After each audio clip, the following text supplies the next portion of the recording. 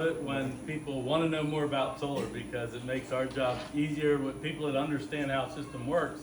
It just makes it easier the whole way around if we explain something. The better we explain it, the better it is for all of us. So thank you for coming and give us the opportunity to share. I'm going to go through the very basics, start at the very basics. I know all you have different levels of what you understand about solar. And so I'm going to start at the bottom and explain all the components that go into a system and how they work together and the different options. There's a lot of different options in technology in solar. Some's newer. I think this community here has mostly the latest technology, where some of the other developments we work in still have a lot of lead batteries and older technology, and they're only getting to the place where you are. So I'm really eager to do this with you. Let's start off with the, there's three types of systems. Now what you have here is all off-grid. Many of your equipment, much of your equipment, the newer equipment especially, can work with the grid also. It can do grid tie, but grid tie is, you might call it an on-grid system. It's one where you have the grid and you have solar. And for many of you, some of you may have had solar in the States. What's common there is not off-grid, it's this grid tie. It's working together with the grid. And I've had many people come down and say, oh yeah, I have solar in the States, I want the same thing down here. But they want off-grid down here, and up there they had grid tie. So the difference is no batteries. With grid tie, there's no batteries. It works together with the grid. And basically the solar pushes back into the grid during the day, and at night you pull back off the grid.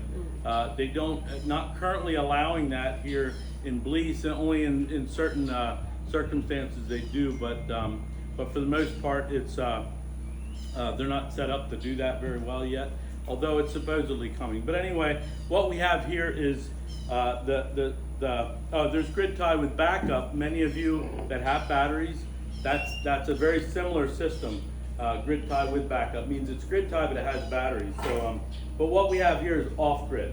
It's you're not connected to any grid. You're totally relying on the solar, and if it doesn't produce enough, then you need a generator to support it, which many of you don't need that. It's good. You have enough solar to not require that. So just looking over that's the three types of systems, and looking over them here, this would be your grid tie, which would be which would have the of course power from the poles, be your panels, inverter, and it pushes right back into the line basically. So very simple system.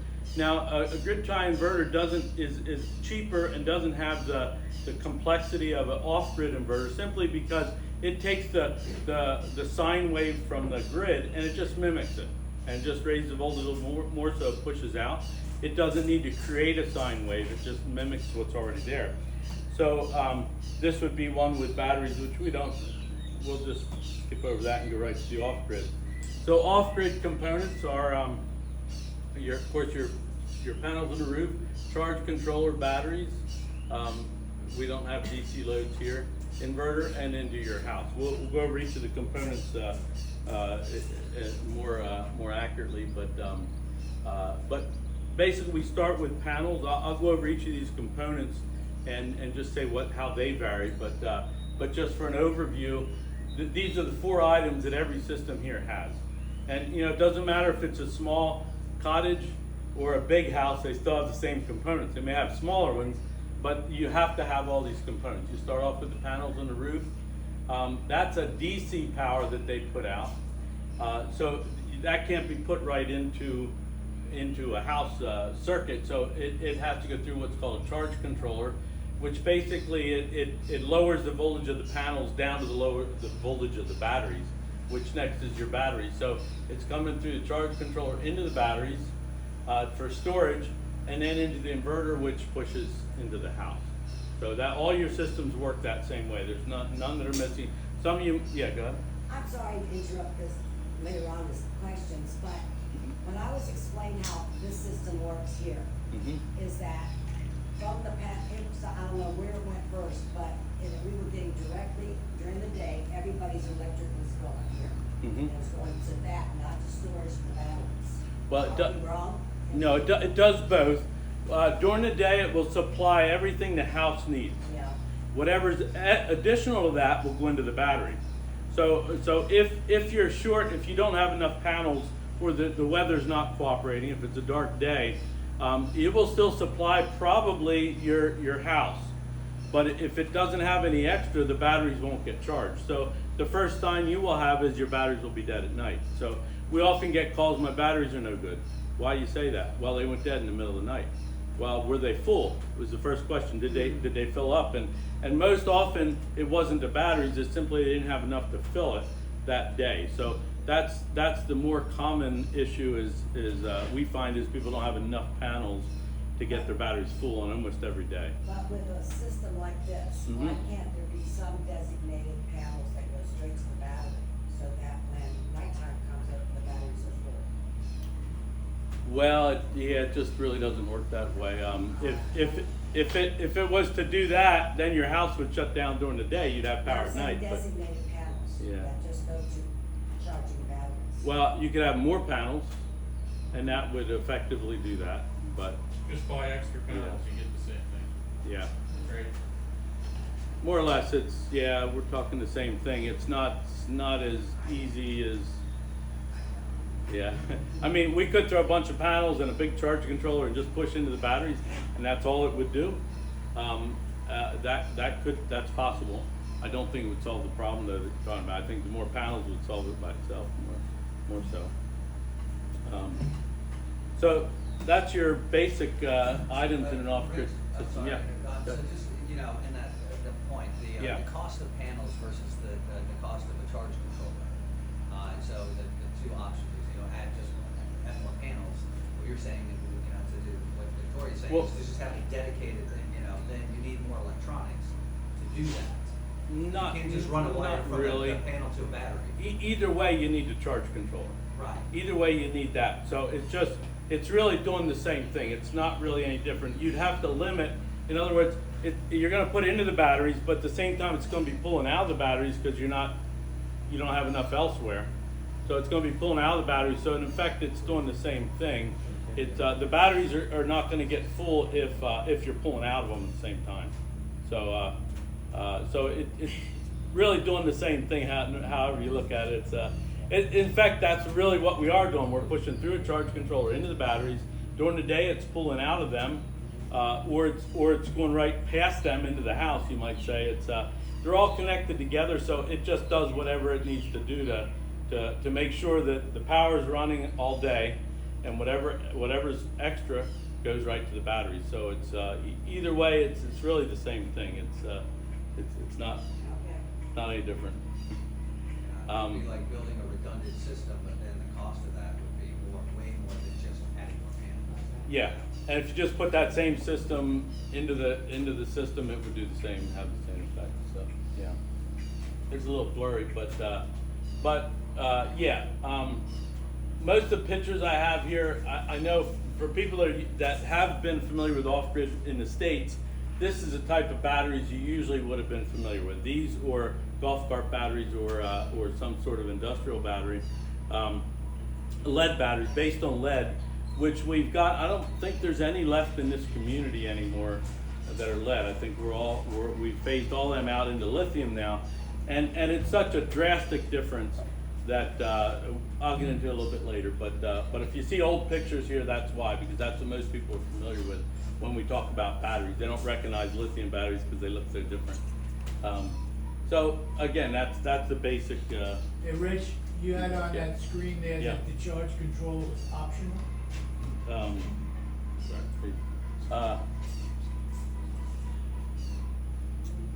Charge controller, underneath there, does it say optional? Yeah, I see what you're saying there. It's optional. So in other words, you can go from the panels right to the inverter and you don't need a charge controller. No, you have to have a charge controller. I'm not sure why that says optional. I don't recall when I put this in there what I had in mind, to be honest with you. It's been a number of years ago that I put this together, but no, a charge controller is not optional. Now the hybrids have it built in. So some of you have the white day inverters. If you have that type, you're not seeing all these components. You're saying, well, it looks like one big box to me. That's because it's all built into the same unit, but it all has the same components. It's not optional. You have to have a charge controller. The reason why, let me just explain why a little bit. Solar panels put out a DC voltage of between like 37 and 50. Our bigger panels now are putting out like 52 volts, okay? 52 volts, that actually matches pretty close with the batteries, but we don't want to run wires down for every panel right down here. Rather you string them in a series, you go negative, positive, you put them in a long series of 8 or 10 panels, depends what voltage your charge controller can handle. And then you bring just 2 wires down for that whole string of panels. It's at a high voltage, it might be at 300-400 volts. Actually deadly voltage, to be honest with you. And that goes into the charge controller, which takes that high voltage and lowers it down and manages the charge on the battery. So it's Battery. like a transformer. What's that? It's like a transformer. Well, similar. It basically, with the panel being open circuit voltage of say 52, closed circuit voltage of maybe 30. In other words, if you put a dead short on that panel, the voltage will go way down. If you leave it open, it'll be way up. So the charge controller loads that panel the right amount so that it matches the voltage you need. So if you, and the different kinds of charge controllers do it different. Well, I'll explain that a little bit there for those, the technical ones that really want to know that. But yeah, that's basically what it does. It takes the high voltage down, manages it going into the batteries, keeps the batteries just a perfect charge. With lithium batteries, they also have another computer in every battery that has to manage that as well, because lithium take a real critical management. Lead batteries didn't care so much. They would just, when they got full, they would just boil, and if you overcharge them, you know, they were pretty, I wouldn't say foolproof, but the life is short regardless. You can't hurt them as easy, but there's no electronics in lead batteries. They just do take whatever you shove into them. Inverter charges to 110. What's that? Inverter charges the voltage to 110. The inverter does that. Yeah, the charge controller just lowers it to 48 volts, which all our battery systems are 48. That's a standard, pretty much standard in the US. China goes up into 96 in these real high voltages, but it's not practical. The 48 is very good. It's I'd say the perfect one. Let's start with each of the items, the 4 items we're going to cover: panels, charge controller, batteries, and inverter. That's the 4 items. Every one of you have those 4 items. What does the panel do? It converts sunlight into electrical energy. Now, the neat thing about panels is they're getting more efficient every time, all the time. They're getting much more efficient. And in 1 square meter of sun, bright sun, you have a potential of 1,000 watts.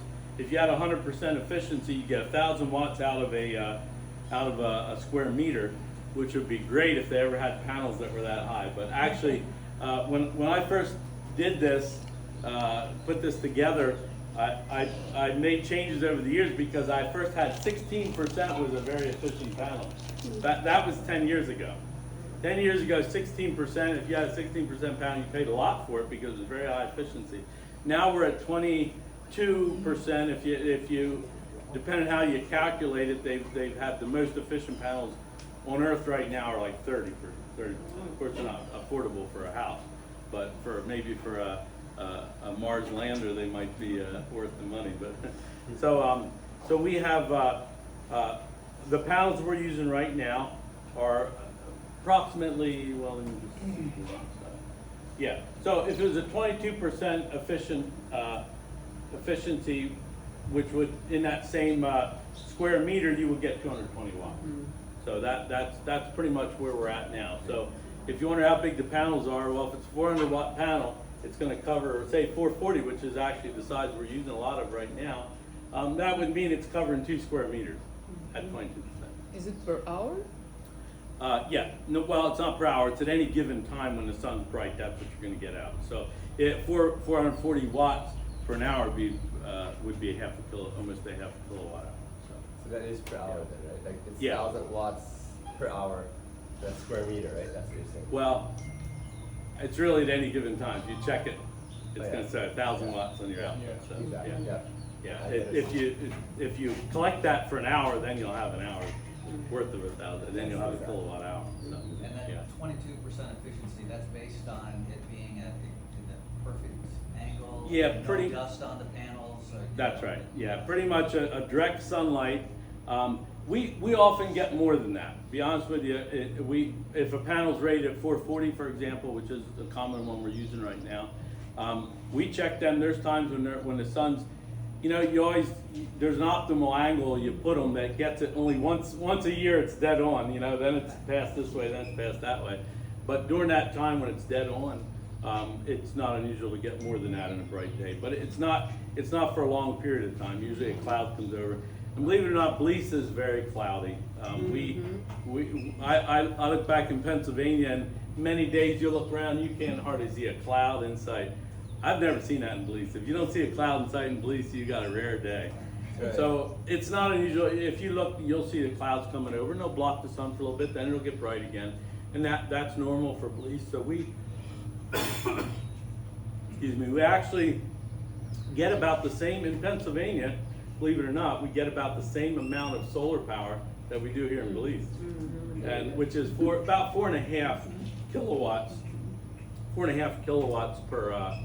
In other words, if you have 4.5 times your wattage. So, in other words, if you have a 100-watt panel, in one day you'll get 450 watts out of that. Watt hours, you might say, 0.45 watt hours. So, Panels are laid down on the roof with the roof angle. yeah. But I see like that one there is plated by, according to the angle of the roof. These are very steep. These right there, there's two angles you can see from here. The one will collect a lot more in, say, the May time frame. June is actually directly overhead, so slightly before that. The other one will collect more in the December time frame. So we pretty much work with whatever roofs we have, right? We don't spec the roofs, but yeah. Optimize by changing the angle. Yeah, You don't optimize the efficiency by changing the angle. you could, if you had a tracker that would adjust for that angle, yes, you could get more out of the panels. The problem with that is pretty much what it comes down to. Now, when I started doing solar, I did a lot of trackers. They would go from morning till night. They would switch back and forth, and they would follow the sun all day. And then they also, for seasonal, they would tilt this way to get, the steeper in the winter time frame, and then more flat in the summer. And it seemed like a really good way to do it. And back then it was. You know what changed? The price of panels. That's what changed. Because back then, panels were triple what they are now. Maybe quadruple. They were probably 4 times. Back then, I think you would spend $1,500 for one panel. So you wanted to get everything you could out of those panels. So following that sun all day made a lot of sense. But there was a lot of maintenance involved in that, because you had motors and the extenders that would change it. And there was, in this climate, with the humidity and the bugs and the wildlife stuff, I'll be honest with you, those trackers, most of those are no longer operating, because the time came where it just wasn't worth fixing them anymore. The motors got expensive, and so anymore we just don't do that, because the price of panels, if you add 2 panels to that array, you get the same amount of power and you have no mechanical. The maintenance is zero, So it doesn't make sense anymore, although theoretically it still would make sense that you'll get more out of the same panel.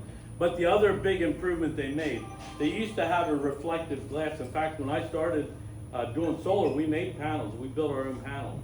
And the downside of building our own panels was we couldn't get the good glass. Shipping it out they don't get here in one piece. So we had to use the glass that was common here, and it's all shiny glass, right? You want shiny glass if they're your windows. But the trouble with shiny glass is that if the sun hits it from an angle, it reflects a bunch off, and instead of sucking it down in. None of the panels, none of these will be shiny anymore. They've made a lot of improvements in the glass, where it's slightly pebbled, and they figured out how any angle it hits, it'll direct it down in. So it doesn't reflect almost anything anymore. So that made a big difference in how much, where we had the tracker, they still had the shiny glass. So if you were off by much, you lost a lot. Now, even when it's hitting at an angle, it's still not losing so much like it used to. So with all the technology, the trackers nobody sells them anymore. I mean, they're almost, now, if you're doing a pole mount with a single pole, then it's not so much more money. If you wanna make it adjustable seasonally, that's still worth it. In other words, it's very easy if you're a single pole to just tilt it flat, you know, almost flat up for summer and then tilt it harder towards Christmas, you know. That makes sense still. You can adjust manually. Yeah, manually, just, because you only do it once every other month or so, you change the angle a little bit, and that would definitely help. But we do like to get them up on roofs because, well, for different reasons, especially here in Belize, but your real estate's worth a lot. And to block it up with something, if you don't put concrete under your array, if it's a ground mount, you gotta mow under there all the time, and you better be careful mowing, because if you fling a stone out in those panels, they break, you know, they don't handle that very well.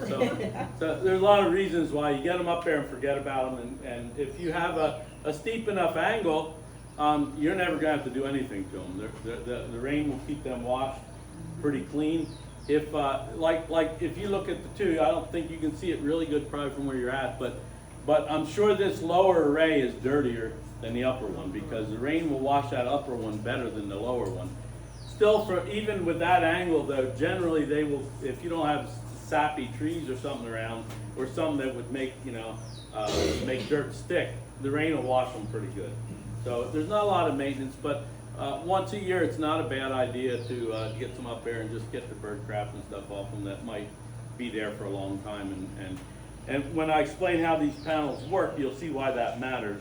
So, Rich, I remember that it was 2013 with Jim and Kathy Sue's, which is now Frank and Amy's Yeah. house. That was, I think, the time where that equation with the geo-trackers You're right, changed. you're right. Remember, we were talking Jim about was that. looking at that then, We yeah. wanted to do it, and then you took a look at it, and Yeah. their situation was optimal because we looked at the cost of the geo-tracker, and we could buy 10 more panels for that, and then you said, Yeah. hey, well, we can get each of the main orientations, we'll do, I think it's like 60, 70% south, and then it was like That's right. 15% east, and then, you know, the rest on the west, so you're basically geo-tracking with fixed panels. which Yeah, is your that's right. design, and it That's works right. really well. Yeah.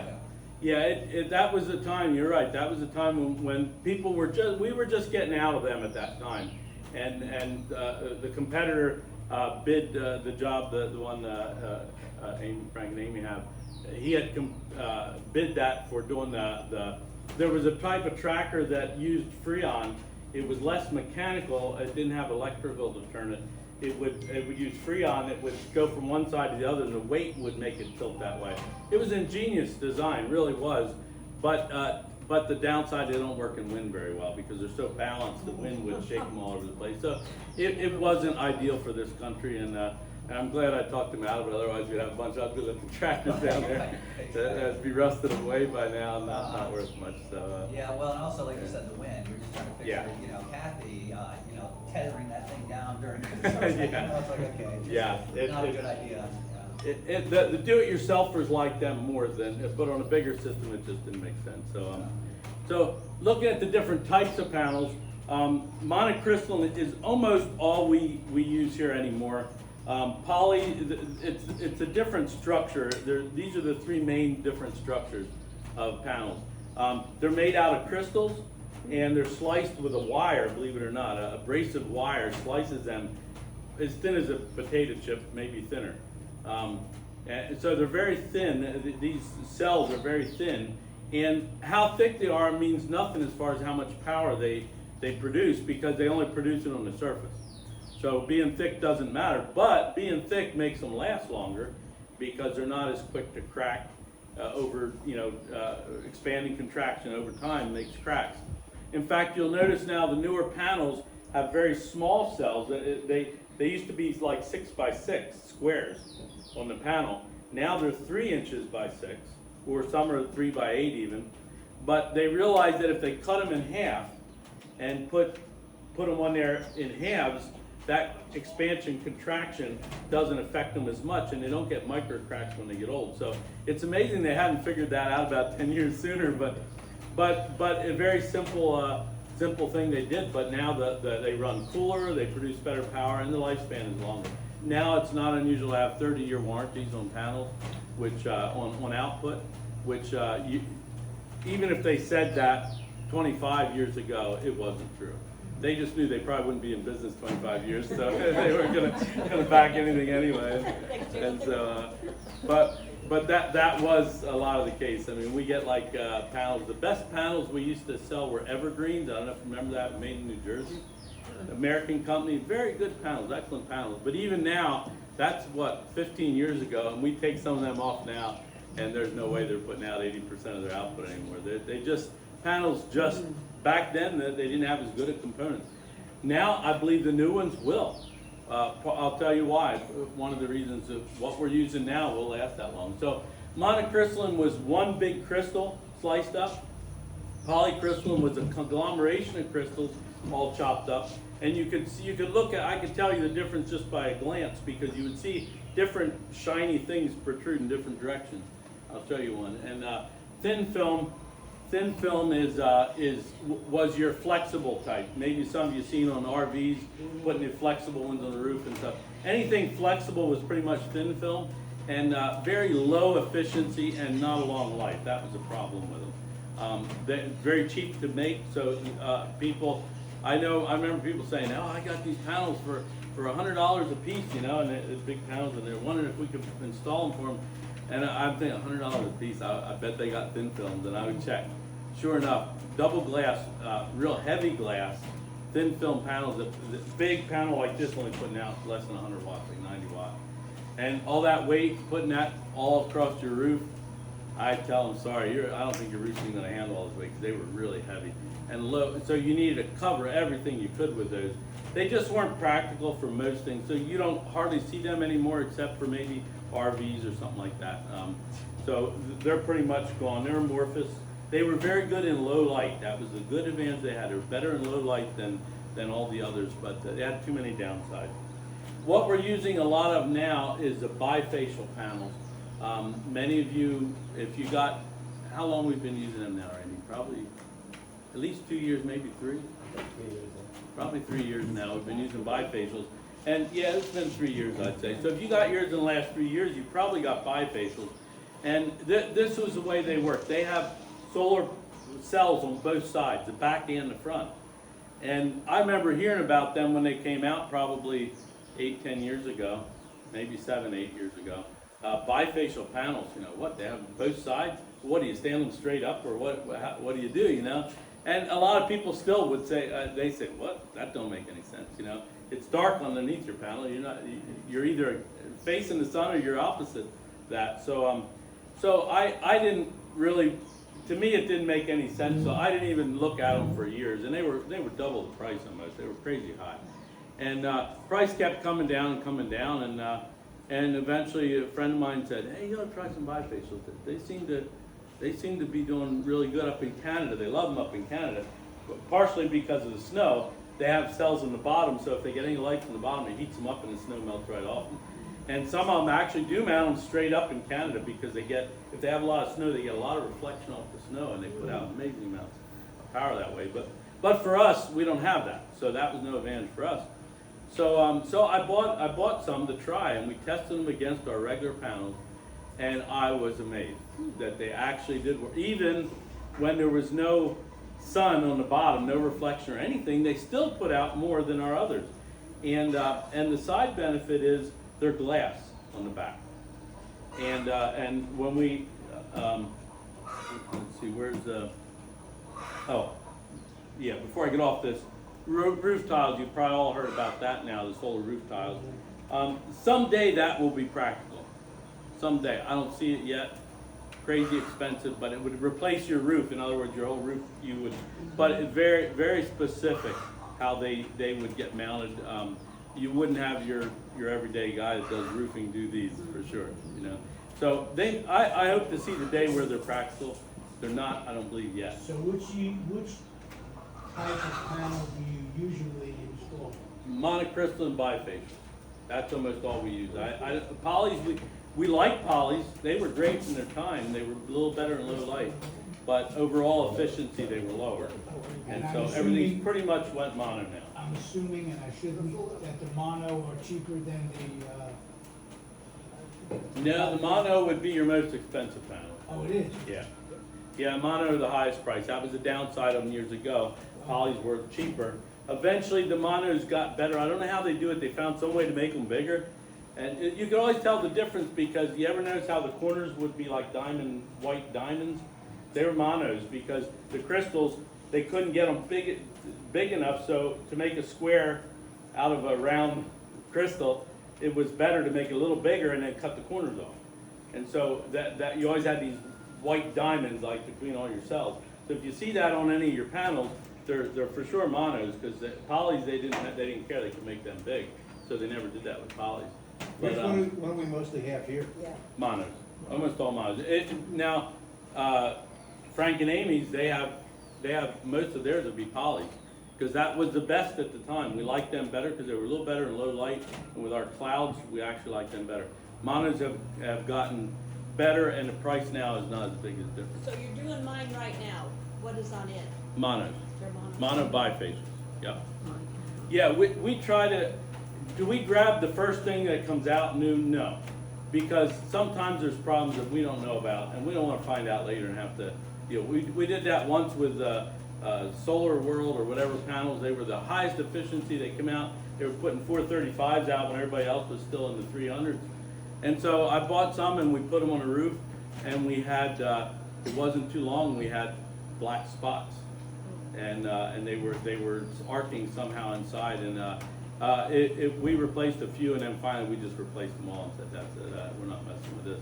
So it's not always your best to jump on the first new thing. Once they're out for a while, and you know they're working good, they get the bugs out, and then it's good. What's the difference in price on the mono and the bifacial? The bifacial now are about $50 a panel more than a mono with a single face. It's about 50. So on a system, you're probably spending $500, $600, $700 more to get the bifacials.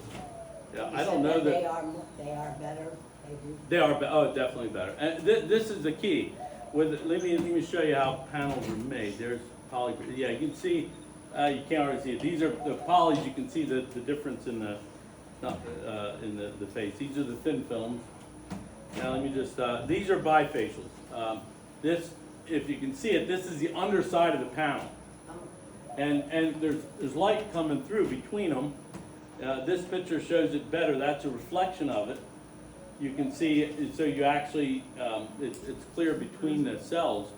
So any light that gets through does get reflected or picked up.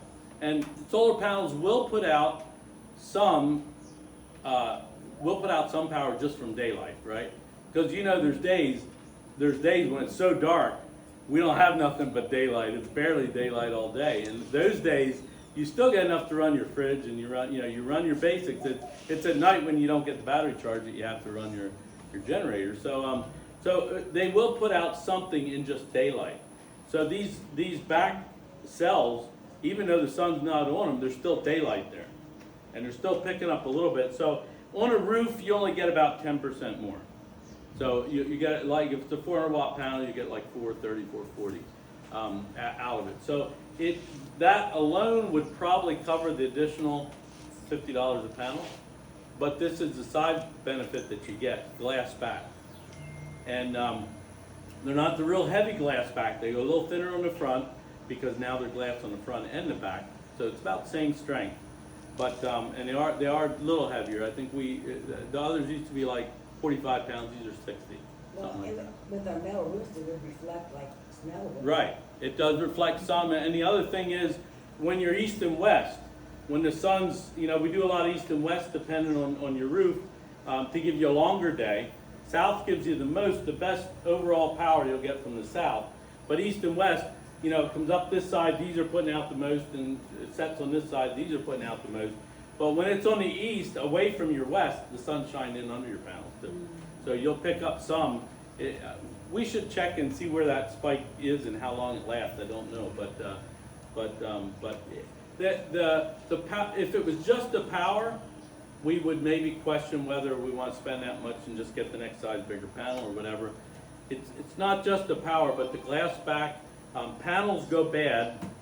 This is, that's the roofing type, which Tesla is really trying to perfect that. And they may eventually, but the only time that would, of course, make sense is on a new building and eliminate your roof. They're lasting about 30 years is what they're claiming. So it's, you know, you get to deduct the cost of your roof from what they cost because they are a roof. But again, it's very specific installation. You wouldn't have somebody do it that wasn't trained by the factory. And if they ever get to where they're feasible, we'll consider that, you know. But right now, the cost is not, I don't think it's gonna be attractive to anybody down here. And at this point, but it'll get there. I mean, things eventually, they either work or they don't. And if they do work, everybody starts doing it. And we won't be the exception to that. Yeah, I was already saying some of this. Monocrystalline's higher efficiency. Overall, they're pretty good. I mean, I think monocrystalline's the best, and they've kind of edged out the others now. So whatever works best is what people will start going with. And so this picture here is what I want to show you. So this is how a panel's made. You got your frame, the glass, the front glass, then EVA. That's just a melted plastic, basically. It's a clear plastic, and that's what improved a lot over the years. The old ones used to get yellow when they get old, and of course, if they get yellow and block the light, you're losing too much of your efficiency. So this EVA now, it will stay clear. Supposedly 30 years, it'll still be clear. Now I've seen some that were ones that were 10 years old, and they're still very clear. So the key is to keep them cool. If they get hot, they're going to yellow more, and the keep your panels cool is the key. And I'll just throw this little blurb in there. When we started, the first panels we ever mounted, we mounted to the specs, which are 3 inches off your roof, so you get enough airflow to keep them cool. I noticed here in Belize, none of my competitors were doing that. They were all mounting them flat on the roof. They have just a strip they would screw down through the ridges, and then they would put them right on the roof. But the problem with that is the heat just can't get away, and they run a lot hotter. And I've seen some panels now that were 7, 8 years old, and the cells were cracked, and they were all black in the middle. You can see they just got fried over the years. The heat just ruined them, and I don't think they had any idea that was gonna happen. Because I noticed only now I see some of my competitors putting them up off the roof like we have. Everything here was I never mounted any flat on the roof, never. We never put them there because I knew they would get hot, and over the, you know, the ones on originally Jim Suits, now Frank and Amy's, we'd be replacing all of them over cracks if we had mounted them on the roof. I can assure you they would have been black and they would have been ruined by now. And they're still putting out very good. Most of the panels we replace now, it's not because they're not putting out good. It's because they need more space. And they're out of space, so the only thing is change out the lower efficiency panels for higher ones. And we still sell them, and people love them, the used ones, I mean. We still sell them, we'll buy them back if they're decent panels, especially ones we sold that we know are good. We'll buy them back, and we'll sell them to guys that have, you know, a starter system, and they got plenty of roof space, they just need cheap panels. So that's still an option. If you need more power and your roof is full, that's the next thing to do. So then here's your cells. Then we have EVA again. Now with the bifacials, you'll have another thing like this right in between here. And basically you'll have the glass instead of this plastic. The white plastic on the back is, most panels go bad on the back, not the front. As they get old, this EVA, or the back film, I forget the letters, but it begins with a T. The film in the back, it doesn't handle the heat over 20, 30 years. And so it ends up getting cracks right where the wires are, the wires on the cells. It ends up cracking right there. I have a whole bunch of them back there now that are that way. Doesn't always ruin them, but that's where moisture gets in. And once moisture gets in, then those wires, they're really thin copper. So moisture gets them, it don't take long, and they're rotted right off. So that's where they usually go bad, is on the back, not the front. The front's glass. What's to go wrong with that except break it? So now you have with the bifacial, you have glass front and back. So you eliminate that whole scenario with the back film cracking on it. So, and then the junction box, of course. So that's how a panel's made. Again, the cells are paper thin; they're very thin, and that's why we can't just source panels for price, because they can be putting out just as good as an expensive panel, and you will not know how thick those cells are cut. And since that's an expensive part of the panel, they cut them thinner if they want to be a cheaper panel, right? So, we only stay with brand names. What you're getting now, who said they were? Yeah, you're getting the house put on right now. Okay, what you're getting is either Jinko or Trina. Unfortunately, they are Chinese made. That's all you're going to get anymore. Unfortunately, it's just with batteries and panels, China has just dominated that. If you want American panels, we can get them, but you're going to pay a big premium for them. And to be honest, I don't know that they're that much better anymore. I think China's pretty much the highest efficiency panels are always coming out by China. Hey, I hope that changes in the future. I really do, but we have to go with the market where it's at, and right now that's where it's at. And so we had tried some off-brand Chinese. One time we ran out, and we bought some actually in country. We bought some Chinese panels, and we tested them before I bought any. We actually tested them, and well, they're putting out what they say they are, so what they're rated at. So we put some out there. They were garbage. Cells were cracked in the first year. In fact, the man that bought them and shipped them in, put them in his own house, they all came off in a couple of years. And they were just no good. So you can't tell. We looked at those panels and tried to find any reason why they wouldn't last, and we could not see a thing. But you can't see how thick the cells are. You can't see how well they're made. So just by looking at panels, you're not going to know. And that's why you really have to go by the reputation. And so I was saying Jinko or Trina, Tier 1, Grade A. That's what you want. Tier 1 means that there's a list of panels that meet the Tier 1 criteria. We won't buy any that aren't on there. I wouldn't say ever, but unless we have I won't say ever, but typically we will not buy one that's not on that Tier 1 list, because they've been tested, they've been proven, if they're gonna, they're tested not by the company themselves, they're tested by a third party, so they have no incentive to put them on there unless they actually perform and do what they're supposed to do. So we bought Tier 1 list and Grade A. Even with Tier 1, they have ones that don't meet their specs, and some of it might not be consequential. It might be the color doesn't match. It might be something simple that they just can't call it a Tier 1 Grade A because there's 2 shades of blue on the panel or something like that.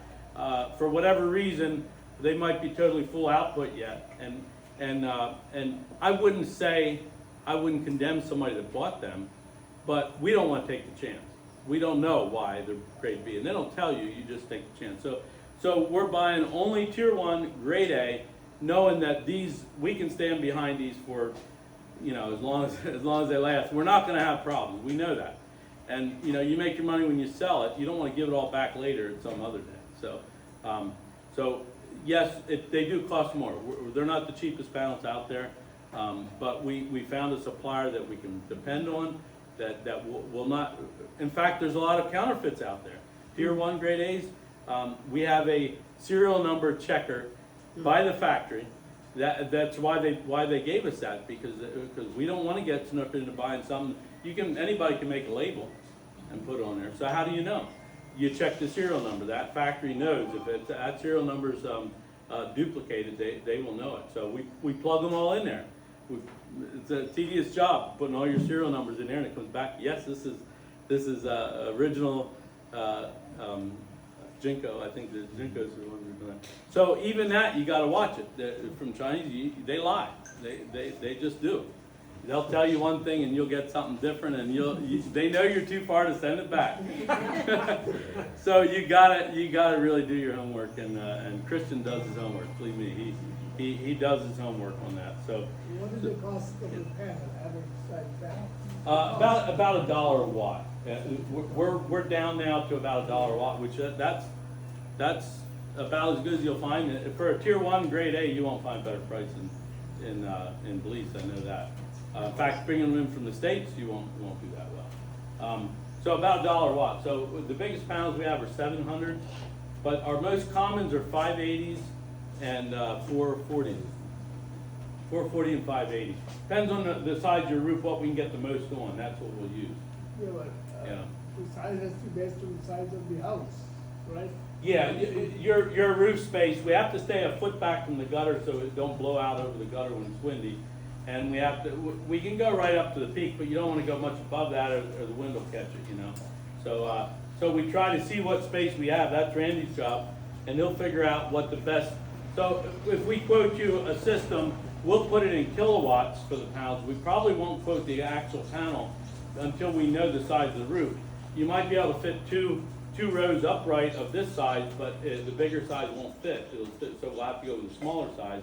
Or we might be able to go with 3 of the bigger size sideways, which anymore now it doesn't matter. We can put them any orientation. It used to be you wanted to put them upright because the dirt band on the bottom was real wide, and it wouldn't, once the dirt gets up over the cells, you know, if they're steep it wouldn't matter, but fairly flat it used to matter.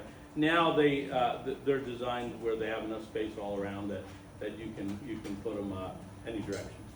So Randy will figure that out and see what fits best on that roof, because we don't even if you have extra space, we figure you're going to need it someday.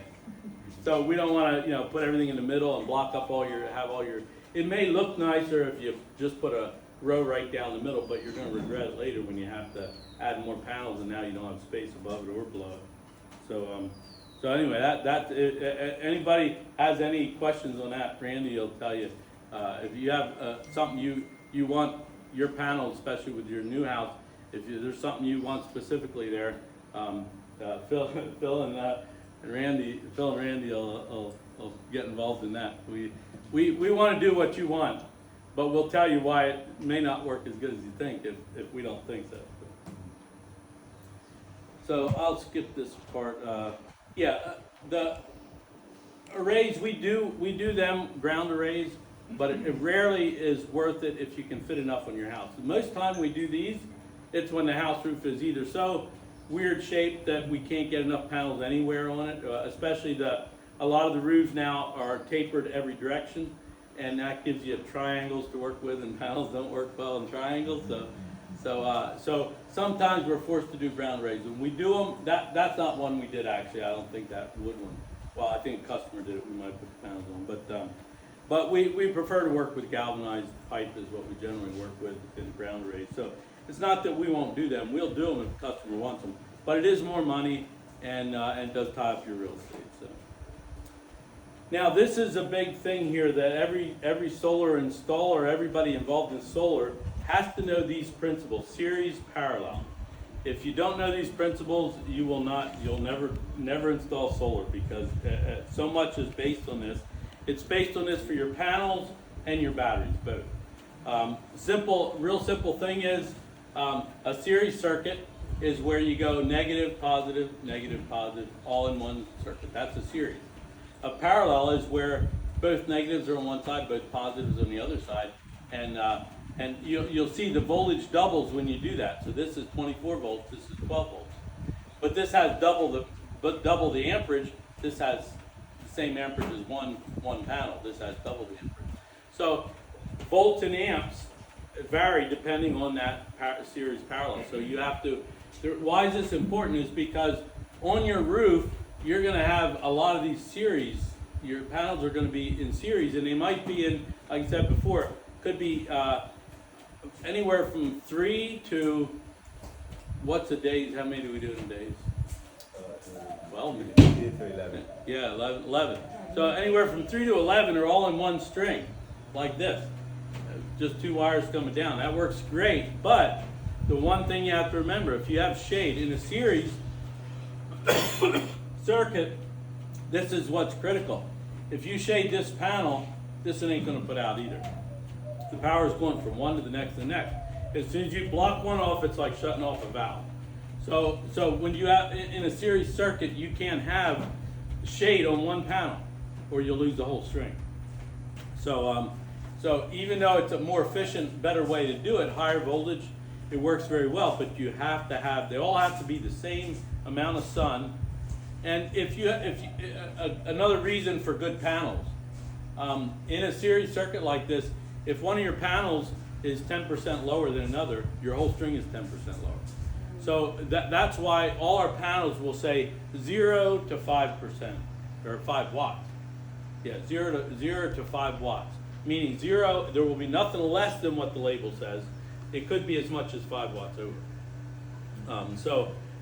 And that's critical. Your consistency is very critical in series. It's much less so in this. If this panel got blocked, this one would still put out. So it sounds like this is a good way to do it, but the reason why you can't do this is the voltage is too low. And it will be later in the morning until it will start charging, and it will stop charging earlier in the evening. So you want this high voltage is really nice because thinner wires coming down, you don't have a lot of amperage in your wires. If it's a 10 amp panel here and you have 10 of them, it'll still be 10 amps coming out. It'll be high voltage, but it'll still be 10 amps. So your wire doesn't have to be so thick. What So about a combination? what's that? A combination of series? Well, that's what we do. Yeah. If we use many of you, the newer ones we're getting that are a much better price point. The Outbacks, they have the FM80s, the black charge controllers next to it. Some of you have them, I'm sure you know what I'm talking about. The FM80s they're like a tried and proven charge controller. There's a whole row of them in here. They're like I think one of the best charge controllers ever made. The new ones now are 300 volts. Those are only 150. So we still use a lot of those. With 150, we can only put 3 panels in a string. So what you're saying there, we'll put 3 panels in a string. So if you have, say, 12 panels on that charge controller, there will be 4 sets of 3. And that works good. That's 150 volts. That's a good, that's not bad. That's a pretty decent. The white days, the China-built inverters, those run 500 volts. So those we can series a lot more together. So depends on the inverter. Now that's the 500 volt is it saves a little bit of money on installation because of the wiring and stuff. But we get such a better price on those FM80s now with the Radium with the FM80s that we ordered a bunch of them just because the 300s have kind of taken over. But we don't like them as much.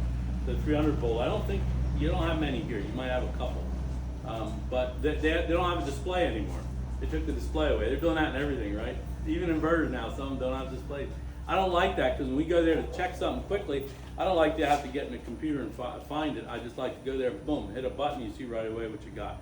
So they did away with that on the new one, so you can't program on the display either. You have to program through the MATE or through the computer, which maybe I'm still old school, but I still like buttons and I still like displays so I can see what's going on. So that's why that's the advantage of the series. Batteries are the same way. Now, when we used to do lead batteries, they were typically 6 or 12 volt. The biggest ones were 2 volt. So with the 2 volts, you had to have 24 of those in a string to make 48 volt, right? So that was good, except till one battery went bad. Then you lost the whole thing. So that was always the challenge. With 48 volt, we'd have 3 of these in 3 in series or 4 in series to make 48 volts. So if one went bad, you wouldn't lose. But they were 12 volt batteries. The 12 volt were not as heavy duty, and they have a lot of thin plates instead of a few real heavy plates. So back then, even then, the batteries, we did a lot of the big 2 volts and the big heavy duty industrial. With lithium now, the whole story has changed because we can get 48 volts in one battery now. So your batteries, you'll have a stack of them, doesn't matter how many you have. We have, 20 in here in each stack, or is it whatever we have. You'll see them in here, a big stack of them. So they're all parallel, just like this, because every one is 48 volt. So if one goes bad, the rest don't even know it. It doesn't affect your output. So if you ever do have a red light on one battery, it's hurting you by that percentage. You know, if you have 4 batteries, it's hurting you 25%, but it's not going to shut you down. So it is nice with the lithium. They're all their own battery. They all have their own computer in them. They're all they all balance individually, and then we parallel them all together like this. So the way they are now, they have bus bars running from the top to the bottom, or from one end to the other if they're upright, and that's how we do the batteries. So it's just a huge advantage from where we used to be. Rich, did you say that So- each one of those lithium batteries has a computer in it? Yeah, BMS is called Battery Monitoring System. Is that what it is, primarily what it does, is just monitor? Yeah, And it has, see, the thing with lithium batteries, we'll kind of get into that next, but there are a lot of cells. Yeah. And with lithium batteries, the old lead batteries, again, when they get full, they would just boil, it wouldn't ruin them. If you overfill a lithium, it's shot. These run between 2.5 volts per cell and 4.2 volts. If you get under 2.5, well, probably you get down to 1 and it wouldn't run, but you get to 0, they're done, they're shot. You get over 4.2 by about 4.4, 4.5, they're done. So what happens is there's no self-balancing. They have to be balanced. So over time, cells are never identical. They just can't make them that way. The way they're made, they'll test them and they'll group them between this resistance and that resistance will be, they'll group them at the factory. And that's why the factory made ones, we do like them better because they group them over tens of thousands. So that they're more accurate than when we buy 500 and group them, So the bigger you're drawn from, the more accurate the group's going to be, and that's something we can't afford a container load of lithium batteries. That's still beyond us. But so that's what we deal with. The factory ones do have a bit of advantage. So but most of the factory ones are using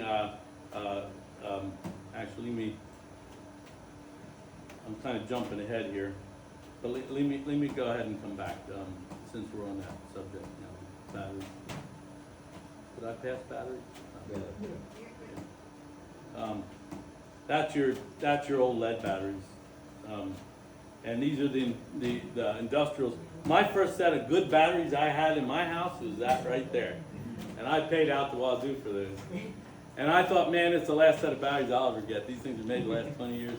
3 years I had a bad cell. I had 2 bad cells another year later, and I had to cannibalize one whole battery to make the next one work. And big mistake. I was so disappointed with them after what I paid for them. So paying a lot for them doesn't mean they're going to last long. Unfortunately, it's the lead batteries.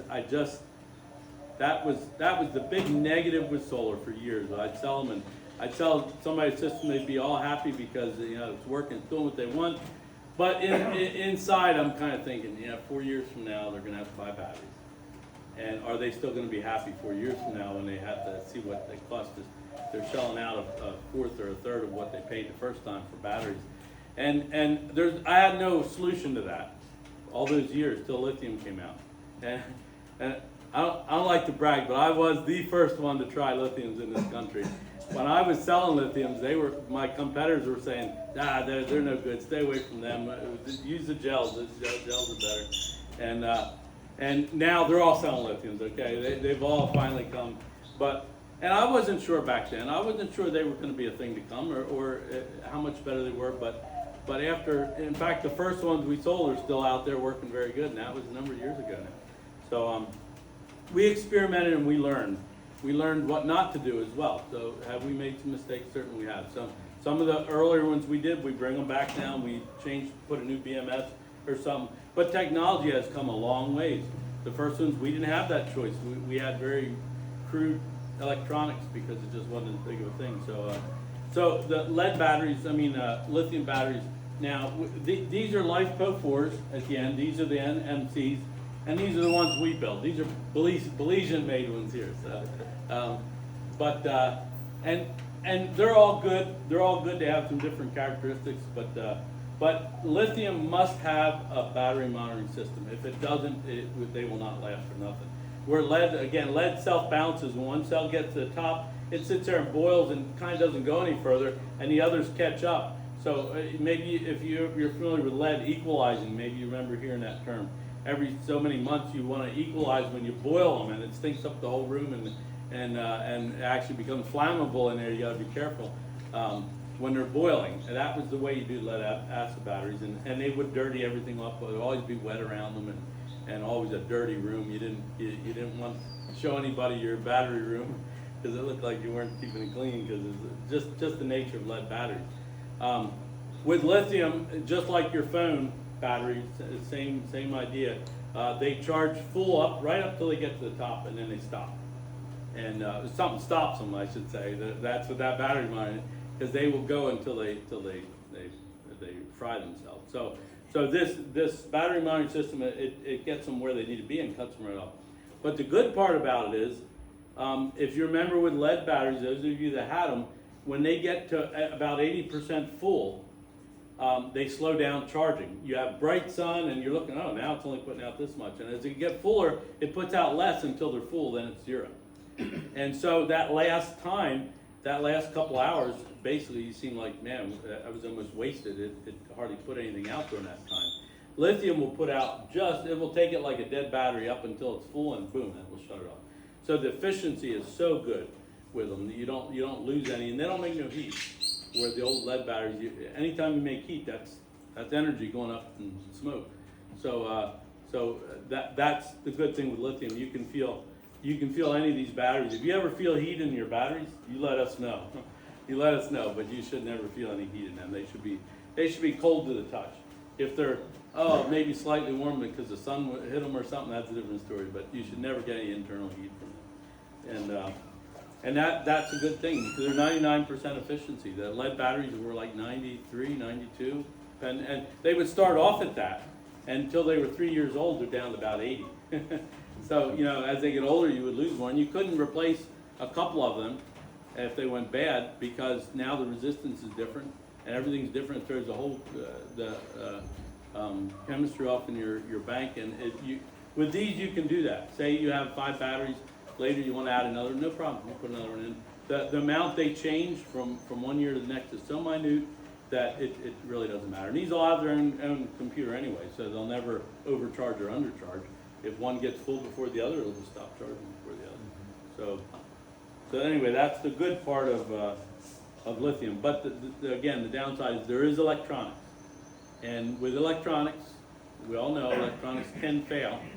And can go bad. They have so many safeties in these things. I think if they fail, they will just go red. The light will turn red. And on these batteries, these are LifePo 4s. Those we may repair. These we never repair. Okay, we will not touch them. If they have, maybe if the breaker goes bad and we know it's that, we'll pop it off and put a new breaker in. But beyond that, we will not touch them. And I'll tell you why. Because there's so many safeties built in these. I don't trust anybody in my company to take them apart and put them back together and not cause any. Let's just say these are factory built. They're built in a factory by machine, and we don't want to touch them. Anything we do to them could make them more likely to be a fire hazard, and we're not chancing that. That's totally not worth it. So if these get wet, maybe they're fixable. But we're not doing it. Sorry. So you must keep these dry. That's all these, but especially these. They must be kept dry. So you want to, if you have venting in your room, and there's a storm coming up, you might want to just throw some plastic over that or something. Just if hurricane, if water can somehow blow in there, yeah. These we build. We can do anything to these. These are prismatic cells. They look like a book. Size type. These here, well, I think I have,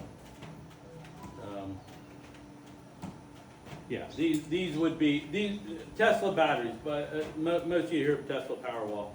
They use the same thing. These type of cells, they will use their own Tesla, which is cooperation with Panasonic.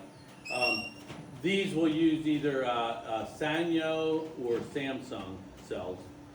Pretty much Korean cells, or they might use Japanese too. Japanese or Korean cells, they're not China cells. Let me just say that. Now, and there's nothing wrong if they are. I mean, China make really good cells now. They've really come a long ways in that. But as far as the Tesla, these are double the price of these. for the same wattage, they're double the price. So I'm not talking down on Tesla at all. They're a very good product. I would love to sell them myself, but I think it'd be a hard sell compared to what we have already. I think we wouldn't sell a lot because what we have is very good, and I would say they will last as long and hold up the same as them. So I'm not into paying more for a name, although I like the name. I'm not gonna Can I pay- ask you something? I have Yeah. heard that most of the, these lithium batteries are used that we buy here. Are Used. Some are, some aren't. We have new and used. Okay. We offer both. The used ones are a better price point because these are designed for telecom. So they're backup for telephone systems.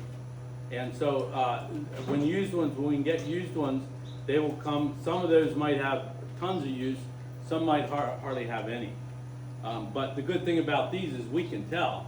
We can plug into them and see exactly what they have. The great thing about having a computer in there is it records everything. So it will record to the second how long that's been turned on. To the second. We first went in there and found these big long numbers. What in the world is that telling us? And so I divided it out by seconds, and it's actually seconds of use. So we can get the exact days, how many days it's been turned on. Turned on doesn't mean it went bad, even with a lot of days. But it will tell us also how many amp hours are left. They start off at exactly 100.0. And most users we're selling are 99.6, 0.8 amp hours, so they're next to nothing. Do you need to have a special soft to see these numbers, or it's in the battery? It's very proprietary. It's a special program and cord to plug into it, which we were fortunate to get from the factory. But we can plug into them and pull all the numbers off them. And it's deciphering you have to do though. It gives you in like a spreadsheet format, and you got to figure out which numbers are which we have one of our girls now. She does it all the time. She knows exactly what she's looking at, and it'll tell us even the orientation. It'll tell us if it's been standing up or laying down. It has a proximity meter. Is that what they call it? Whatever it is, it tells you which way it's been set. And they do that for warranty. Because they want to know if this doesn't hold up, was it used the way it was supposed to be or not? So that's all that stuff's for their benefit, but we love it for our benefit. Because we used to get the other lead batteries we used to get used too, from the same use. But those we'd have to run them dead, charge them, run them dead, charge them to get actual capacity of them, and that takes a lot of time. And in our shop it's tying up our chargers and everything, and they were a nuisance. These we just plug right into and we know exactly what they are. So yeah, we have new and used. The new ones are about, if we have a couple different grades. Like the brand spanking new 100.0 are one price. I don't remember what that is. That's something like $7,000 or $6,000 something. I'm not sure. And then the ones that are 99 plus amp hours, which are basically new, they're as close to new as you'll get. They're like 5, I think. So you save a lot to get those, and then all the way down to about 95 amp hours. The grade 3s are like 95. Even those are really actually the best price point for losing 5 amp hours, because these are 20-year design life batteries. Will they last 20? I don't know. It's hard to tell because it's only as good as your weakest link. We did have some of the prior model. This is the Polarium. The ones that I have in here that called Incel. Same company. The Polarium bought them or whatever, but the same company. Now, they're all welded cells like these here. They're all welded together on top. Like here, you can see. And some of those would let loose over time, maybe from contraction or whatever, and they would come loose. And we had some. We actually took them apart. But I was just curious what made them air out and go bad. And we found that some of those they weren't welded deep enough and they left loose. So that was, and we're not about to weld them back on. We're not touching it. We have a welder. We could actually do it, but I'm not doing it. With those, they're not something we want to play with unless we, a factory setting, yeah. but not top. So, what was I saying? Excuse me, when you're saying they're 95 Amp hour. amp hours, Yeah. how far do they drop before they're no good? Well, basically, they drop quicker in the beginning and they level out as they get older. So, it's not quite linear that they drop, but it's pretty close. They drop about 3% a year. So 10 years, you're gonna be down about 30%. If you have enough overage, you won't even notice it. But, how long will they last? Basically, it comes down to the fact of when will you notice it, that they're not as high as they used to be. It's when you get below say you only need 70%, and they're 30%, you might not even notice it, but when they get down to 60, then you'll notice it. So, but they deteriorate slower as they get older, but again, the weakest link is always the thing. So when they get older, I don't know what the weakest link is gonna be on them.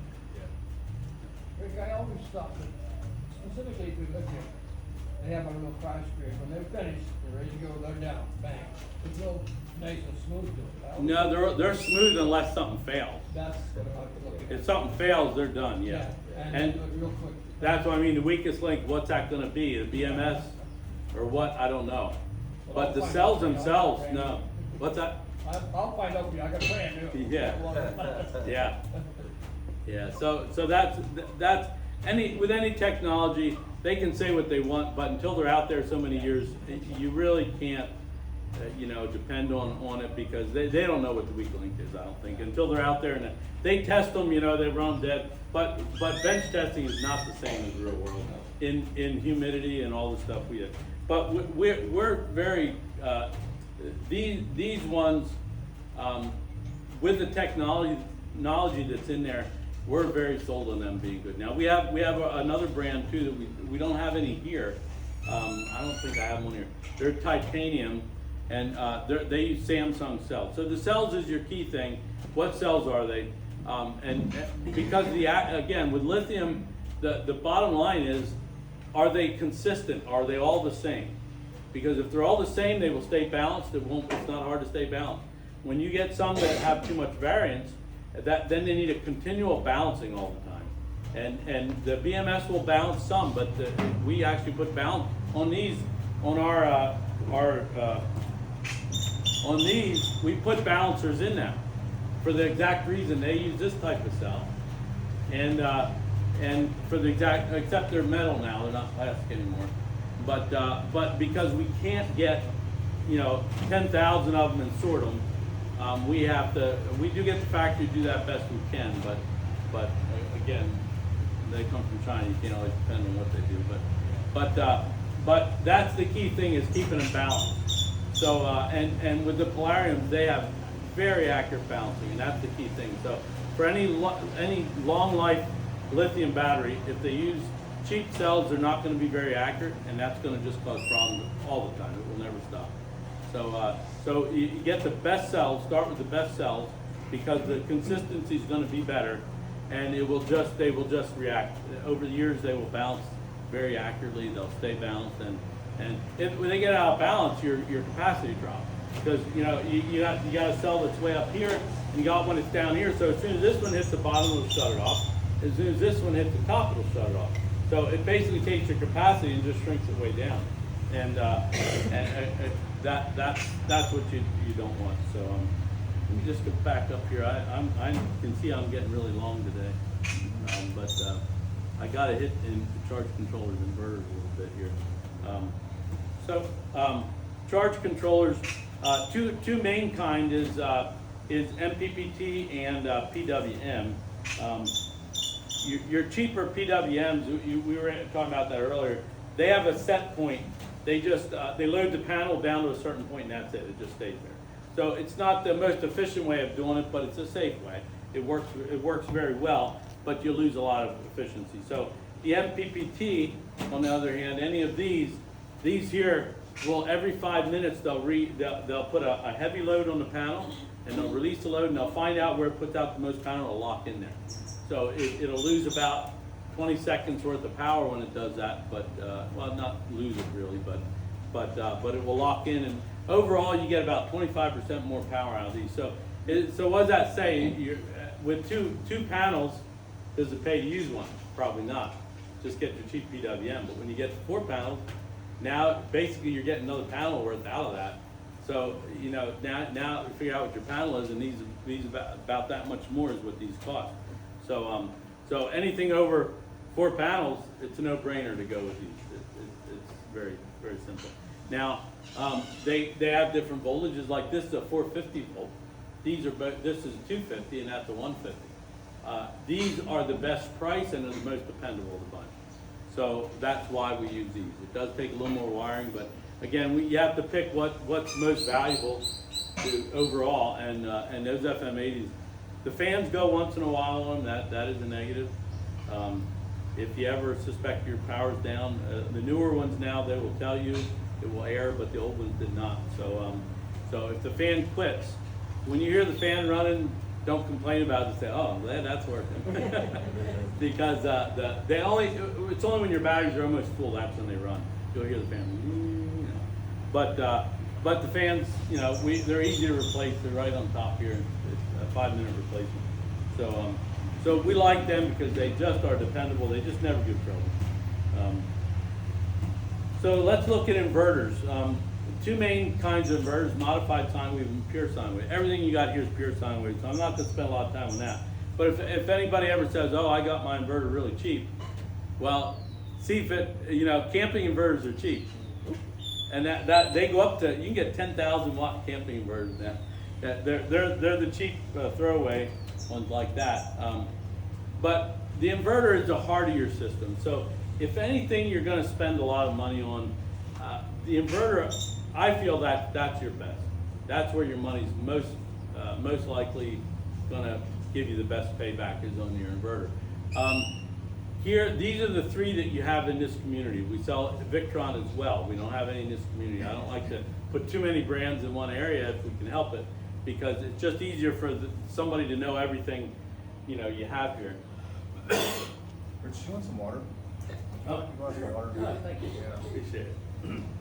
This the first one is the Outback FX. We got loads of those in this community. That the first ones we did are all those FXs, and they're still, in my opinion, it's like a Honda generator, the best ever made. You know, they just last and last. So we still are using them. Now they call them the FXR.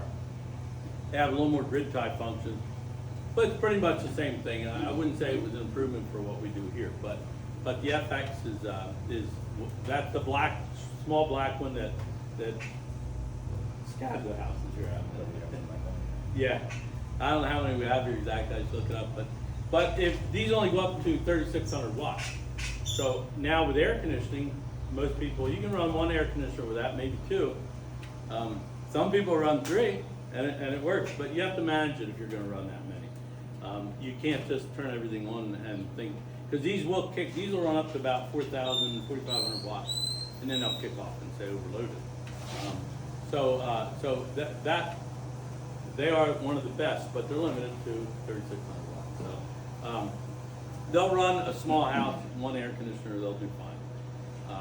If you want to start running 2-3 air conditioners, really then you should start looking at the Radiant. The Radiant's 8,000 watts. We do have a version that's 4,000. They look identical, but they only have, inside of here, there's 2 big modules in here. And the 4,000 will have only 1. Still 220 volts, still split phase. So this has redundancy, you might say, because it has 2 modules, both doing the exact same thing, to go from 4,000 to 8,000 watts. So the advantage of this one, if somebody wants, I think somebody's getting a 4,000. Did I hear that? I think Christian quotes that, and he figures out what'll probably work best for you. If you get this one at 4,000 watts, and you later want to go to 8,000 watts, it's a 15-minute job for us to upgrade it. It's money, but we basically open this up, put the second module in, put the breakers in for it, and away you go. Now you're 8,000 watts. So that's the good part about this. Easily upgradable. You can go from 4,000 to 8,000 watts very easily. If you want to go upgrade this, you have to add a second one. You have to put a second one in, and these also are 120 volt. So if you need 240 volt, you either need a transformer or you need a second inverter, and then one line 1 and one line 2, and then you get your 240 volt. So for these, if people want to run one air conditioner, we do sell a 110 air conditioner split, mini split that you can use. Nobody else sells them. That's the only reason we do, because I wish they sold them in town. I would say, well, then we'll get out of that business. But we have to do them because they support. A lot of people like these inverters and they really work good. But if you want AC, it's better to go with the 110 AC instead of the transformer. The transformer costs actually as much as an air conditioner, so it's not financially a benefit. And that's mostly the only thing people are using 220 for is air conditioning. Some with the pumps, but not so much.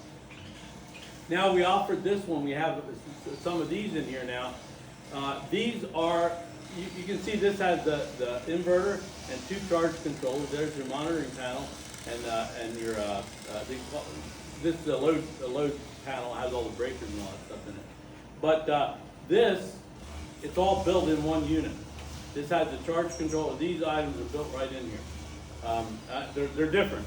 They're all in one big board, but these are made in China, and they're very sophisticated. We really like the sophistication of them, we tried different Chinese inverters over the years, and I would have said 9 out of 10 or more aren't worth the hill of beans. They're just junk. I don't know, for some reason that was not an area they excelled in.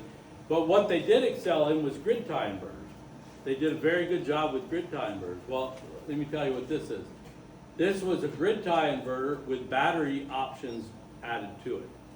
Okay, that's why the sophistication is there. This was built from ground up for off-grid.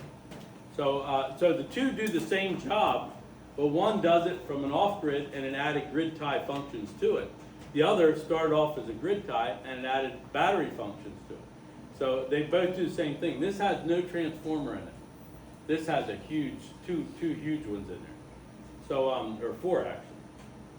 Can we dumb this down a little for me? Yeah. What is the purpose of an inverter? Sorry. Because you had a Yeah. slide up there that said the purpose of an inverter, and then you left it. Okay. The inverter converts it from DC battery voltage, 48 volts DC, to 110 volt AC, or 240 volt. Split phase would be 240 volt AC. So your household current is 110 in your outlets, and if you have air conditioners, they generally work off 240 volts. Split phase, we call it in the States. Two 110 lines, if you put them together, you get 240 or 220. That's what, 220, 240, same thing. 110, 120, same thing. It's over the years they changed their nomenclature. But so yeah, sorry I skipped that slide. But that's what the inverter does. So that is the heart of your system. That determines what voltage your system will run. Okay, the inverter alone determines that. You can't change that from one voltage to another. If you have a 48 volt inverter, that's what it'll always be. Okay, I had people come in and ask, I want a 24, 48, I want one you can switch. Sorry, not made, not in this universe, I've never seen it. So inverters, they're designed for one voltage and that's it. Now charge controllers, these black ones, they can go 12, 24, or 48. We just switch the settings in there. They can do any of those. This any good commercial inverter is always going to be 48 volts. If it's higher than 48 volts, run from it. I can tell you where it's made and I can tell you what quality it is. 96 volts, anything other than 48 volts. 48 volt is the only one we sell. I mean, Why is the higher worse? what's that? Why is the higher one worse? Because they're made in China and China likes that stuff, but America doesn't want anything to do with that. If you have 96 volt stuff like that, it's not compatible with anything. And again, you have so many in a string. If one goes bad, there's a balance there when you string stuff. You don't want to go too far because if you have a failure in one, you lost the whole string. It's compatibility, isn't it, Rick? What's that? Because of compatibility. You've got something built right now, they're building something different, and it doesn't match it. Okay. It's the easiest layman way to say that, so you Well, understand, yeah. Yeah, let me just say this. I've had a lot of customers decide not to go with us, not a lot. I've had some decide not to go with us, and they order their stuff from China. there are customers eventually anyway, let's just say that. That's good. Yeah, because the stuff they get, it's just the junk. If you don't know what you're buying, you will get, they will make it sound like the best thing in the world, but when you get it, it will be a mistake. And, so Rick, it's, if yeah. you were running a 220 device, would that still go through the converter then, or how would you Yeah. wire that in? No, that well, in your breaker panel, if you go with this model or this one, these are split phase, so your breaker panel will be just like in America, Right, one but side, if you- one pin. But if you had the FX, which I Oh, think this is what one? we have. yeah. Well, okay, if you're only 120, we'll just jump across from one side of your panel to the other. But if you do have 240 transformer, then it'll go to the transformer first, then it'll come down with 2 lines into the panel. So, but the transformers do use a little bit of power. They're good. They're good in some ways, but they do take a little bit of power. Anything that makes heat, and you can feel they're a little bit warm, so you know they're taking a little bit of power to do that. On a bigger system, it doesn't amount to much, and it's in some ways it's better. We have 2 kinds of these. I'll just tell you what they are right away. The 2 kinds of these are single phase and split phase. Now the difference is one already has 2 lines coming out of it, the other has only 1 line of 240 in a neutral. So the single phase will require a transformer. But this is the advantage of that is that you can pull, your 110 loads are not balanced, right? You might have heavy something on this side of your panel, not the other side, so your lines aren't balanced. And you might be using a microwave for a little while, and that's drawing a whole lot, and then not later. So balancing 110 loads are very hard to do. So the problem with these in split phase, it's 8,000 watts, but that only gives you 4,000 per line. So if you overload 4,000 on one line, that's your 110 load. 220 is always balanced, draws the same from both. But 110 load draws one side or the other. And if you hit 4,000, over 4,000, it will trip it, and it'll shut down. And we had that with a couple, somebody here had that, maybe 2. I'm not sure, but you either have to manage that, or if you go with the single phase version and a transformer, then you can put the whole amount on one load. It doesn't matter. The transformer will do the balancing for you. So it's a little bit more money, but it is a more stable system. So we've not totally went to that, but we lean that way. Especially if these have no transformer. So they on a really hard start item, these will outperform it hands down. You know, but these are the most expensive. Right here, that's a cream of the crop. So. Yeah. What's that? Why is it that some of the batteries run down faster than the others? Like one is at 20% and another one's at 80%? There's a problem if it is, because they're parallel. They should stay exactly the same. If that happens, either there's resistance between the 2, or is you going by the lights? Yeah, I'm going by the power tools that you using power tools, high power tools. Yeah. Welders, Because the batteries have little LED lights on there. If they burn out or something, or they're too dim or something, that could be the problem too. But no, they should. If that's the case, we need to check that. That would mean that it's drawing more from one battery than another, and that means that the posts between them are either corroded or I don't know, something causing an imbalance. We usually pull. Let's see, I guess that's on the battery slide, but we usually pull the positive off the top and negative off the bottom. That keeps it balanced that way, so that it can't pull more from one battery than another. That's very critical. Even the cable lengths, we don't. If we have 2 sets of batteries like in here, you don't have 2 sets of different lengths of cables. You keep them the same, so everything stays balanced. That's the key thing with lithium. You just want to keep them balanced all the time, and they will last forever and a day and do well. So yeah, that we need to find out what's doing that. They should always be the same. If one fills a little before the other, I'd say they're one light apart, but it's only for a little while, and then they match. That's okay. That's just the battery doing its own job balancing. But if they get 2 lights off, there's definitely a problem. It should never do that. Okay, yeah, these, I already went through this, I'm taking a lot of time here, so that's your 3 kind of batteries. All 3 of these you have in in the community here.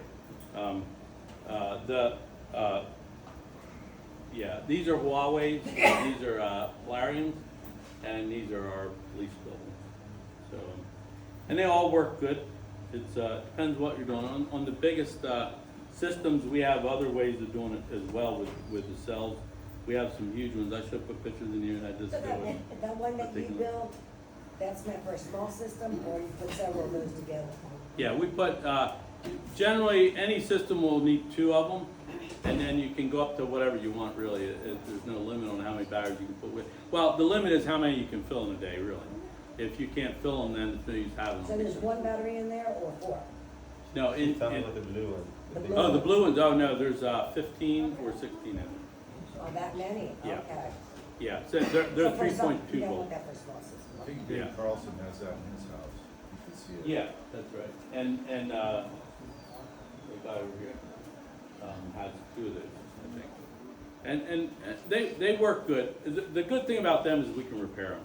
If they ever don't work good, we know exactly what to do because we build them. So that's the good side of them is they're definitely repairable. So, well, I already went over the advantages and disadvantages of batteries. To me, I don't like selling lead anymore, but we still sell them for small guys that they just need cheap. It's either cheap or nothing. Well, then they better just get lead batteries, and and they can upgrade later. So it's that's the this is a typical bigger bank. If you're only getting up to 4 of those, we'll stand them upright with a different bracket. But if you get any more than that, then they'll go this way, and they can go up to I don't know, 20 or something high.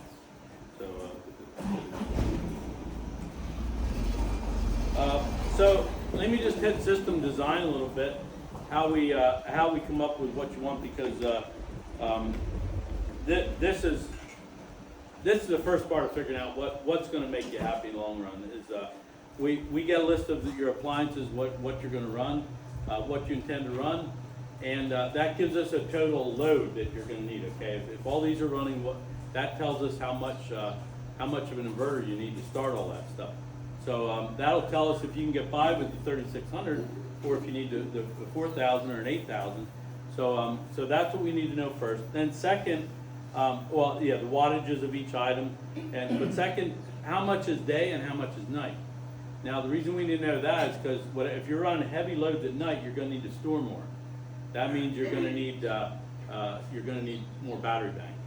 So that's the next thing. Determine what expectations there are concerning use of backup power during rainy days. Okay, so everyone, the size of your system, and you already know this, no doubt, that there's a few people here use very little and they don't need a generator at all.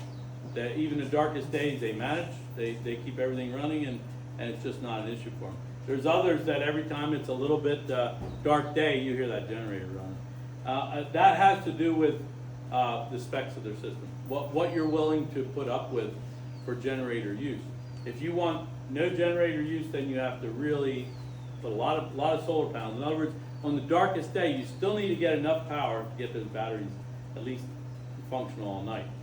So there's no with the price of panels coming where it is $1 a watt now. To me, there's no substitute of just putting enough panels on that roof. The happiest customers we have, the ones that we put in a system, we don't hear from them for 10 years.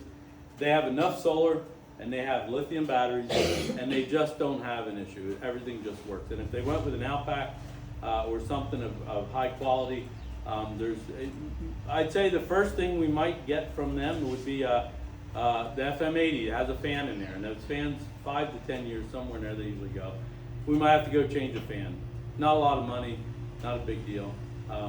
There's just not much to do if you spec it well.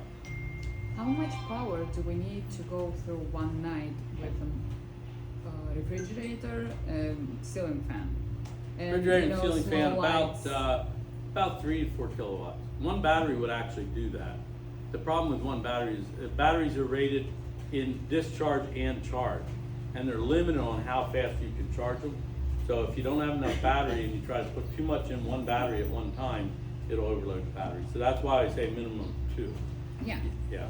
but if they both have like 4 kilowatts, it's Right. enough for night. Yeah, it's not for nothing. Like 2 and For a 2. fridge and a fan, yeah, no problem. Okay. Yeah. One battery will run a fridge all night, no problem.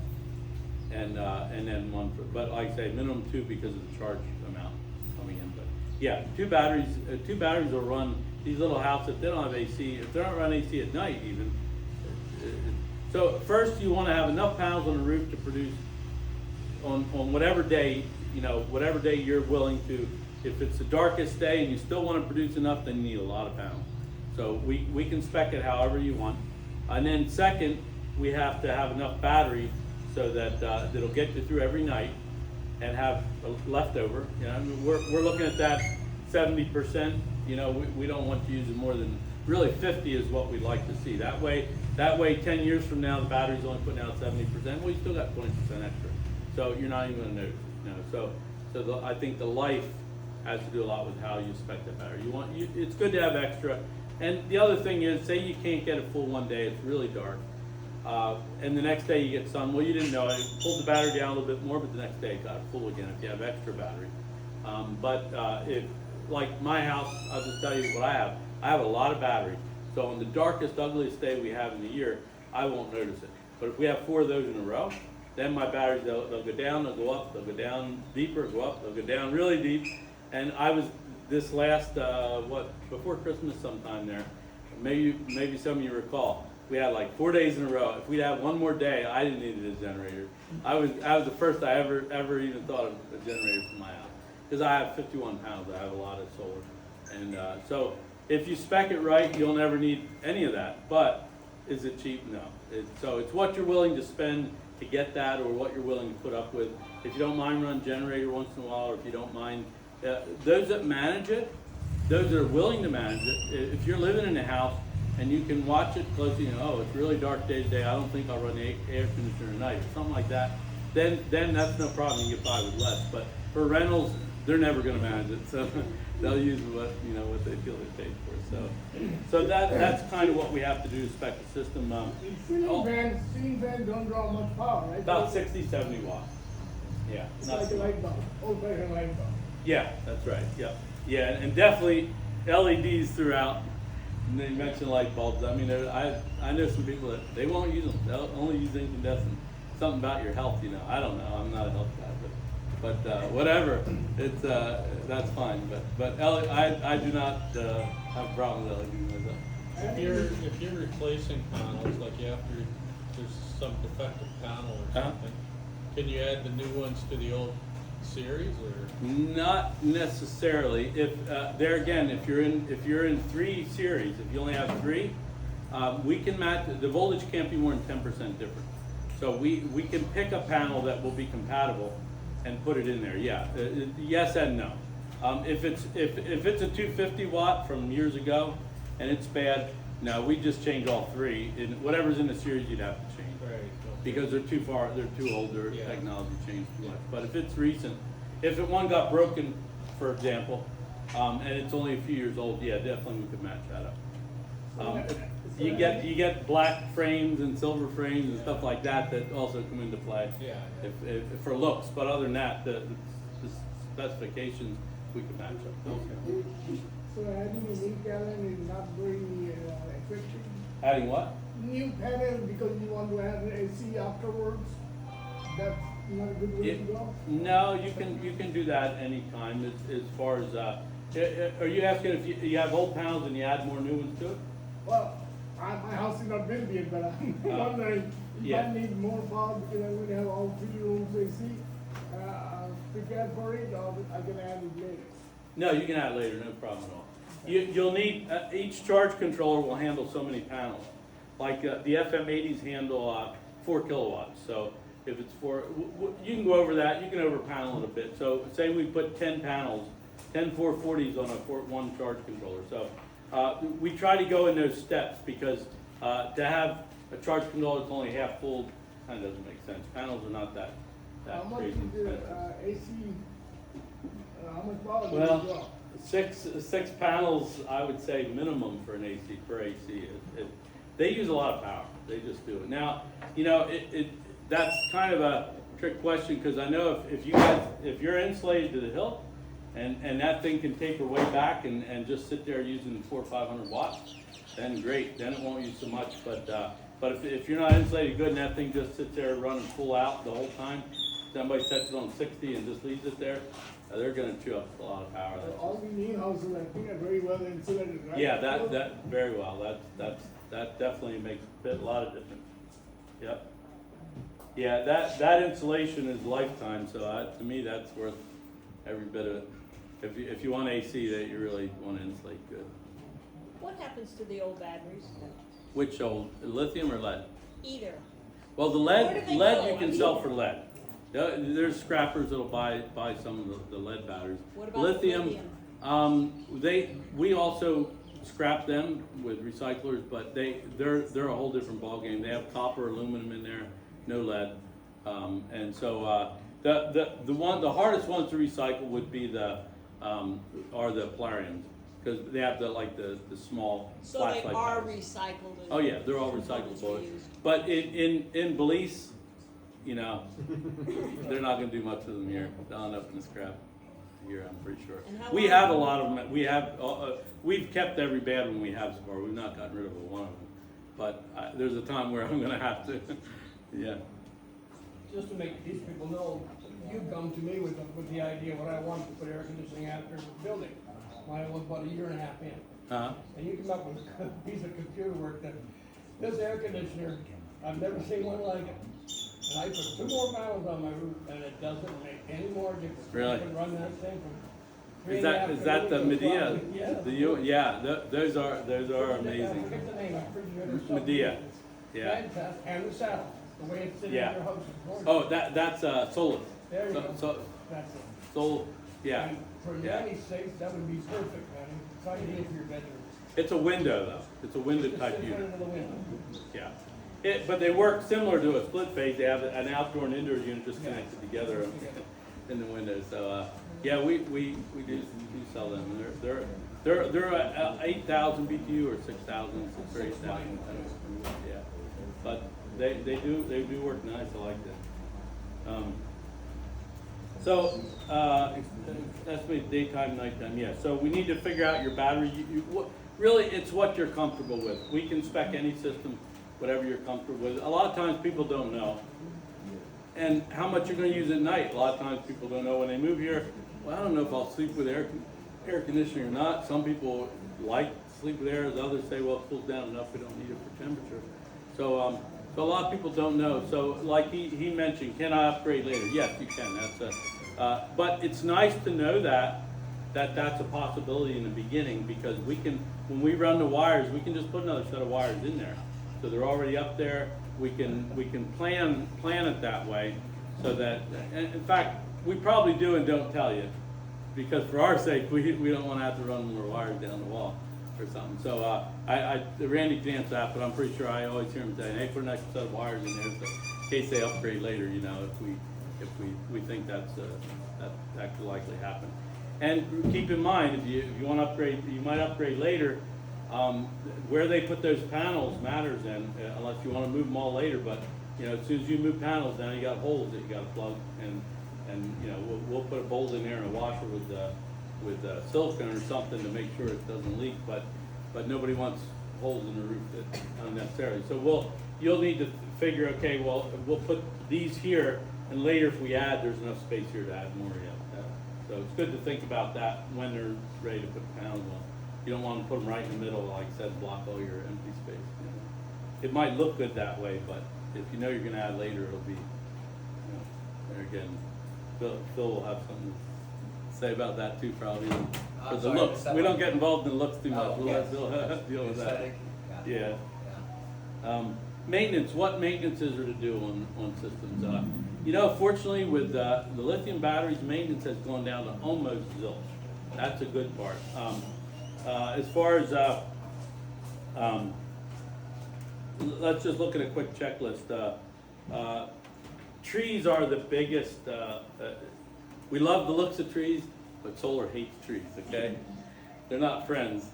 And it's amazing how stuff grows here. You'll start off with a little tree inside house, next thing you know, it's towering over your panels, and the first thing we get a call on that, they just ain't, the system ain't performing good anymore. And we go out there, yeah, that's because there's no sun on the panels anymore. You know, so you get some power out of daylight, but for your system to work right, you gotta have as long a sun day as you can get. So that sun hitting the panels directly, you'll get about maybe a fourth the amount of power in daylight as you do in sunlight. So big difference. So when the sunlight hits that, man, the power just goes right up there, and you can see it in your own system. So trees, you're gonna have to trim them a lot here, and actually when you're planning when you have a new house, where you put your trees, you're probably putting them closer to the house than you'll like later when they get big, and oh wow, I should put that out another 10 feet, you know. So think about that when they get big and they're starting to cover your panels. You know, what you can do there. Panels being dirty, like I said earlier, most times you won't need to do anything with your panels, but it doesn't hurt once in a great while to wash your panels. If you do that, do it early morning, late evening when they're not so hot. You don't want to hit panels with cold water when they're hot like that. Down here with all the bugs, geckos, and stuff like that there, you want to try to watch that. We lost a couple inverters already out of geckos, and I don't, be honest with you, I have no idea how they get in there. I think they get in there when they're tiny and they grow up in there, because there's no hole big enough for those things to get in there. And the Outbacks, it's an 1/8-inch hole, is the biggest they have, 1/8 inch. So no full-size gecko come close to getting through there, but when they're a baby, they might get through there. And there's enough bugs to go in there, probably they could grow up in there. The ones I've seen that were fried were white. So it makes me think they never had daylight on them. So I don't have a good solution for that, but fortunately sometimes it caught one of these in here, and I took it apart, got the gecko out and put it back together, and it worked good. It hadn't fried it, it just made some sparks and stuff in there, but it still worked fine. So sometimes it'll hurt them, sometimes it won't. We do have a way of the ones, the Outback inverters, if they get, the days will not have that problem. That's one good advantage of them, they're sealed. They're sealed. When we keep them sealed, we don't put any holes in anything. That's an important thing. That's one advantage of the Chinese one. Grid tie, they're made to be, they make so much heat, they gotta be outside. So grid tie, you often see them on the outside of the buildings, you know, you'll see them, a row of them or something. So they're very good at designing stuff for grid tie, and they were grid tie background, so that's why they're sealed.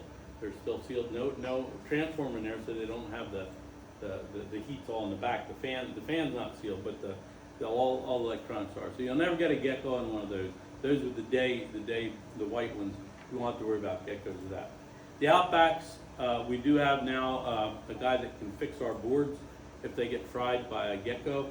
Possibly, it depends how bad it burnt the board. Some of those we can now fix, where we used to have to replace the whole thing. So that's an advantage. Watch for rats. You see any rats, you get a trap out there right away. They will chew wires, and they can make a mess. We had one house up in BIB that was vacant for a little while, and I'm not talking little rats, big rats, got in above the ceiling, and the first one got fried. It shut the inverter down, but it fried them. The other two, they just had a heyday cleaning up all the wires. They were just bare wires. Romex, they just chewed insulation. I don't know what they like about it, but rats are bad. If you ever see one of them, you trap them right away. Get them. Those sticky traps work, or the ones that close the thing or whatever. But you don't want the rats. You probably don't have them around here anyway. You don't have the fields and Could stuff. you put in that FX one, like a sticky trap in there for any babies coming in? Well, the FX don't have any trouble. It's the big ones, the Radians. Oh, okay. Radians, and you could certainly, they have those. I looked across there, and there's nothing bigger than an 1/8-inch hole, but there's a lot of them. So and I don't know if we could plug them up even, but there's so many gaps that could be 1/8 inches. It's pretty hard to. Like a little sticky trap and catch them maybe. No, that's right. Fried 'em. Yeah, a sticky trap. We catch geckos with sticky trap stuff. I hate doing that, but Yeah. inside there, they're gonna get fried anyway and ruined. Yeah. Okay. Yeah. Again, on the Outback charge controllers, the tall black ones, they do have a fan. If that fan ever quits, you may or may not know it, but it's easy to change. If you just let us know, we'll come out, we'll change it right away. It'll still work with the fan not working. In fact, if it's you can put a stand fan right in front of it, and you'll see the power go right back up where it was, just for temporary until we get out and change the fan or something. If you happen to see that, that's one good. You just blow it right on that thing, and the whole case is cooled, so that works very well. When you're looking over the system, look for any deterioration, any kind of corrosion, or any kind of bugs where there's cobwebs build up and stuff like that. That's the main things that we have to watch for that don't cause problems. If you ever feel anything that's hot, and always, use your judgment there. You don't want to burn your fingers, but anything normally you should be able to touch. There shouldn't be anything that gets that hot. So if you notice something that seems hot and you want us to check it, let us know, because if you get a weak connection somewhere, it'll always make heat for a while first before it actually causes an outage or something. So if you happen to notice that, don't be afraid to tell us about it. We can easily check it. Inverter fans do go occasionally, but they're pretty longer life. They're a slower running fan, and they don't usually go bad. That's pretty much it for, I was talking about battery amp hours a little bit, how we, lead batteries are rated in amp hours. The lithium batteries generally rated in kilowatts. So if you get a quote, it'll say how many kilowatts of battery storage you have. You don't want to use all that. So use about 80% of that, not anymore. So say it's 10 kilowatts of battery storage, don't use more than 8 of it. So, but kilowatts eliminates your voltage and amperage talk, because that's a conglomeration of both of them. So if you want to rate everything the same, use kilowatts. That's the best. So we'll always quote stuff in kilowatts, and that's basically kilowatts using 1,000 watts for an hour. So overnight, if you have say 3 batteries, that's roughly 15 kilowatts. You can use about 12 of it. Okay? So you have 12 kilowatt storage. When we say night, that's from sundown to sun up. So it's more than 12 hours. That's like a 14-hour night. How much watt AC gets per hour? Air conditioning? Yes. Well, 12,000 BTU will use about 1,000 watts an hour. So kilowatt an hour. Now, like I said, it's if you have that set on 60, that's going to use 1,000 watts till the cows come home. If you set it at 75 and you have a well-insulated house and it hits 75, it's going to taper back. I wouldn't use anything but inverter type air conditioners. They're the most efficient, and they're just solar friendly because they slow down and ramp up, and they don't come on boom and have that hard hit. With inverters, they don't like big solid surges going off and on every 10 minutes, and that's what the older style does. The ones with the inverter, they just ramp up slow and they ramp down. There's no surge at all really that I can see. And so they will slow down. They'll slow the compressor down and the fan inside, and they might start at 1,000 watts or 1,100, maybe even 1,200, but they'll taper back to say 700, and they'll sit there at 700 for the rest of the day. So that's where the older kind, they'll just cycle. They'll pull it down to 70 and it'll go back up to 76. They'll start again, pull it down to 70, go back to 76. They can't just hold the temperature because they're an on-off type thing. It's either all on or all off. It's not.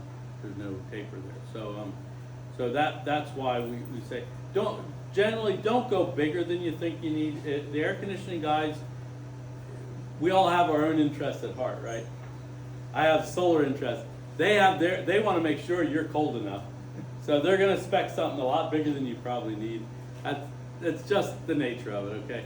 I find that as a rule of thumb, if you're going to use, say you want to go in a room after lunch and you want to sit 2 hours in air conditioning and then you're going to shut it off and that's it for the day, go with a big one, no problem. Go with a bigger one because you want it to cool down real quick and then you use it and done. But if you're going to sleep with it, if you're going to have it for night in your bedroom, then I'd say go on the small side. You might have to turn it on a half hour before you go to bed, but it'll stay steady all night long. It'll be real steady. You won't hear it kicking on and off, and you won't hear it, it'll just sit there steady all night long. And so there again, if you go with a big one, I've been at hotels where they have these huge air conditioners, and you're freezing, then you're throwing the covers off a little later, then you're freezing, and this thing's blowing on you, and it's like, man, it's just very uncomfortable. If they'd had a smaller one, it would just stayed steady all night, and it would have been fine. I know that from my own, I used to have a 5,000 run in my bedroom. We had to turn it on at least a half hour before we went to bed, but it just sat there quiet all night long, just down at slow setting, and we were fine. And that was a window unit, so it sits lower, so it's only gonna cool from there down, right? Your air conditioner is gonna, your cold air is gonna go down, your hot air is gonna come back in and go through and never around again. So if you mount that high, you're gonna cool all the way up to there. In a bedroom, you don't need a high because you're sleeping. you're down low. So again, mount your air conditioners lower in the bedroom because you don't need to cool the rest of the ceiling. You know, nobody's there. So that general rule, that's what I recommend. I don't know if an air conditioner guy will tell you that or not, but go with the small one and mount it fairly low. And even in your house, no use cooling the upper loft if nobody's there. Put a separate one up there and only use it when somebody's there because, you know, you're going to cool everything up to that. You're going to cool. Have it lower, you won't cool as high. Along with what you're talking about, Randy gave me a very good piece of advice 2 or 3 years ago. Okay. And that's if you got your air conditioner on, leave your fans off. Yes, Because that's right. otherwise they're pulling down the hot air where you want cool air, and you're wasting power. Thanks for mentioning that. Yeah, that's good. Leave the fans off. Let it settle. If you're in the room for a couple hours and you want to feel that air, that's fine. But if you're sleeping with it, turn the fans off. Just let it. The cool air will settle down to the level you're laying, and you won't spend a lot to cool it. What I have left is a couple video clips because trying to show you what to do on your generators. Let me just hit that a little bit. I forgot I had that in here. Generators. We do have the portable Westinghouse. I think you have one, right? And there might be a couple of them here. I'm not sure, but they're a good little generator for occasional use. They're not an auto start generator. If you're going to have a rental, you almost need the Generac so it'll start itself and do its own thing when people are renting, if they happen to be here in a dark time. But other than that, if the house is spec'd well, where you got enough solar that you rarely ever need it, then a portable is all you really need. That saves money.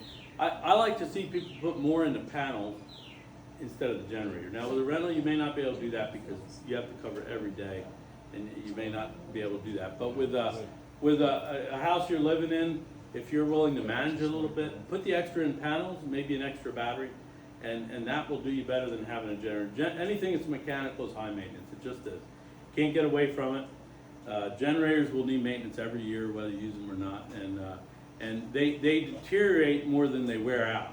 In the way we use them, you know, for 50 hours a year, the deterioration is a bigger deal than wear out. I would say most of the people that have older systems here, their yearly, and your rental manager could tell you exactly, but their yearly cost is more put into the generator than the solar system, I'm pretty sure. Wouldn't you say that? I think so, yeah. Yeah. The generators are typically what we have to come out to deal with, and so.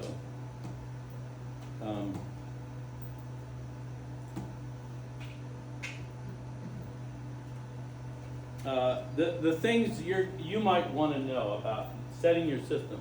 Normally, tell us what you want. We'll set, but maybe something changes. Maybe you see your batteries only run down to 70%, and you really like to use that other 10%, and you want to set your low battery cutout a little bit lower.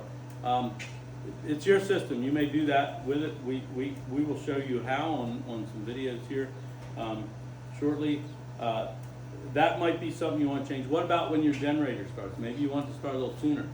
Maybe you know, whatever settings you might want to change, we can show you how to do that. And charge voltage, that we'd rather you not touch that because that does affect the batteries and the life of the batteries. So we will set that. That's things that would be common to set on the panel. Now, just remember this, if you have an internet compatible system, that if your system can hook to the internet, and we can make any changes back there. You let us know what changes Christian will get on there, and there's no charge for any internet servicing.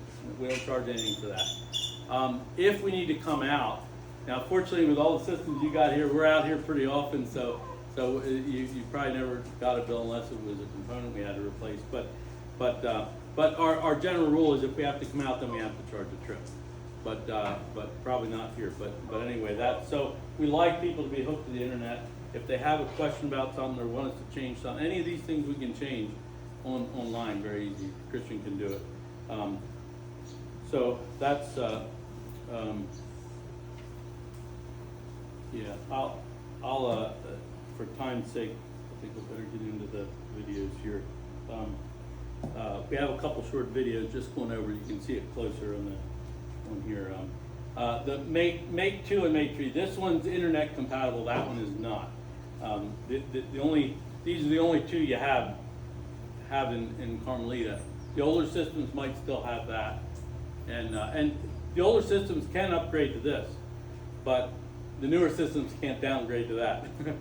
So, but in all fairness, these will outlast this by double lifespan. The Mate 3s just do not have a real long life. This is the component. Probably, if you have an Outback system, that's probably the component you'll change in 10 years or maybe less. It's a shame because if you have it in the house and the driest part of your house, it probably will last longer. But what happens, the buttons stop functioning. They must get a little bit of corrosion or something, and you cannot take them apart. Can't do anything with them. So unfortunately, these we've replaced a number of these already that were only 4 or 5 years old, maybe 6, 7. But and they know it because they lowered their warranty to 2 years. They used to be 5. But so we like these because they're internet compatible. But that is, I'll be honest, that's What is the cost of one of those units? they're $1,500. The Mate 3 is $1,500. The other's $400 or something. So if you have an older system, some people say, well, it's not giving me any trouble. I'll just stay with the old one. It does what it needs to do, and which is fine. I mean, I don't tell them for our benefit don't upgrade. But if somebody wants to be if you have an internet compatible one, if you have this one, you can get on yourself online on the app and see what it's doing. So for those that travel back to the Canada or States a lot or something, it might be a benefit to have that so you can go on yourself and see what's happening there. So that's a nice feature. This uses Optics RE. It's called Optics Space RE or Dash RE. One of the, anyway, it's an app. You can download the app, but you can go on. I like the browser better. I just go on the browser. If it's a little, you have to find stuff a little bit more on your phone. But if you're on a computer, especially, you just go in through the browser, and your system, if you push this button when it's not when you're into something, but just anytime, just push this button, and it'll come up with a bunch of numbers, and the bottom number is called MAC, M-A-C, and it's a big long number. That's what you need to. You have to put that. If you open the app, it'll ask for that number. You put that in there, and it'll look for it, see if there's any information there. If it can connect, it's a breeze. Just go right in with it. If you have internet compatible, we already probably have that on our system. So it's better probably just to call Christian, and he'll put your name in there. He'll send you an email. If you didn't already do that, you'll get an email, and it'll walk you right into it through the email.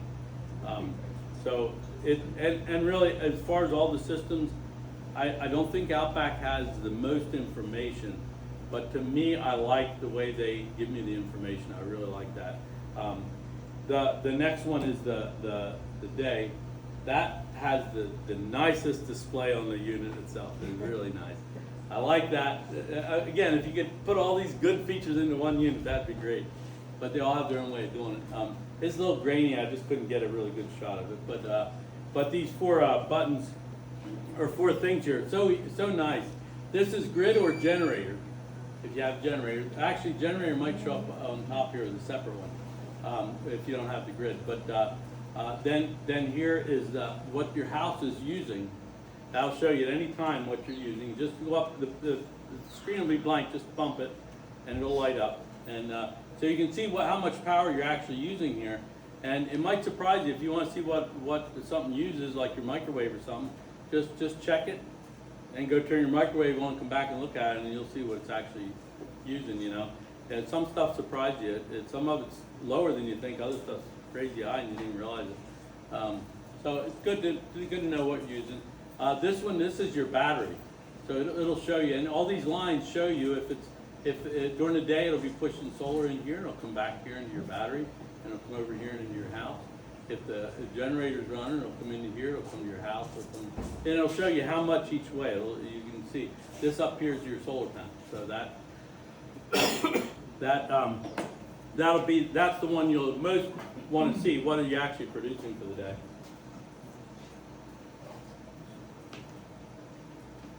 Randy's the expert on these, so he done a video on it. So let's get right into these videos, and it'll walk you through a few things here.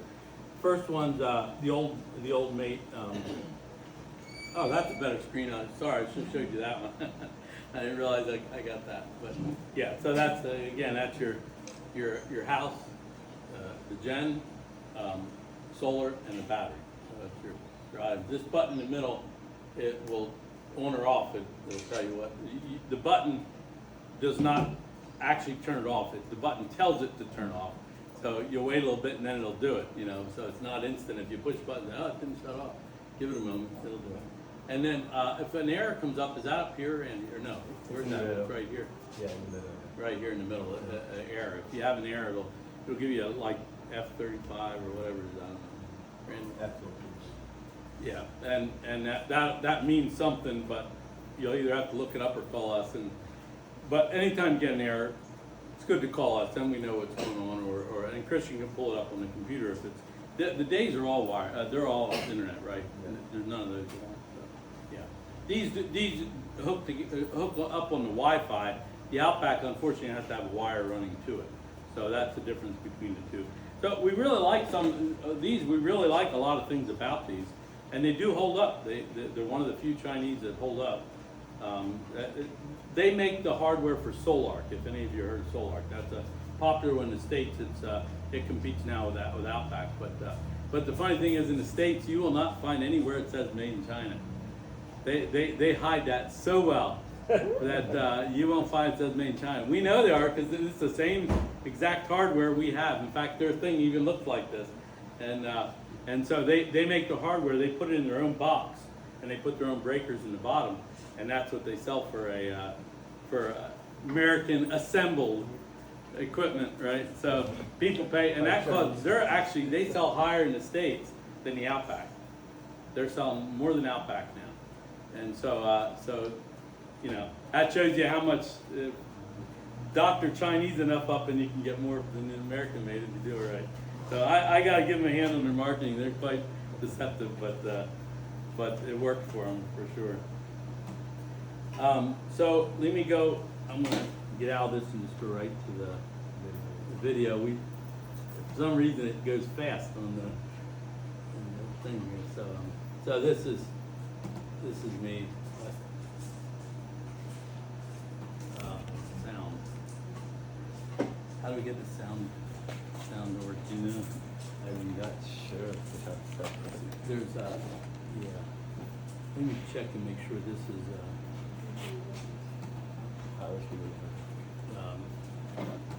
audio, but it's HDMI, right?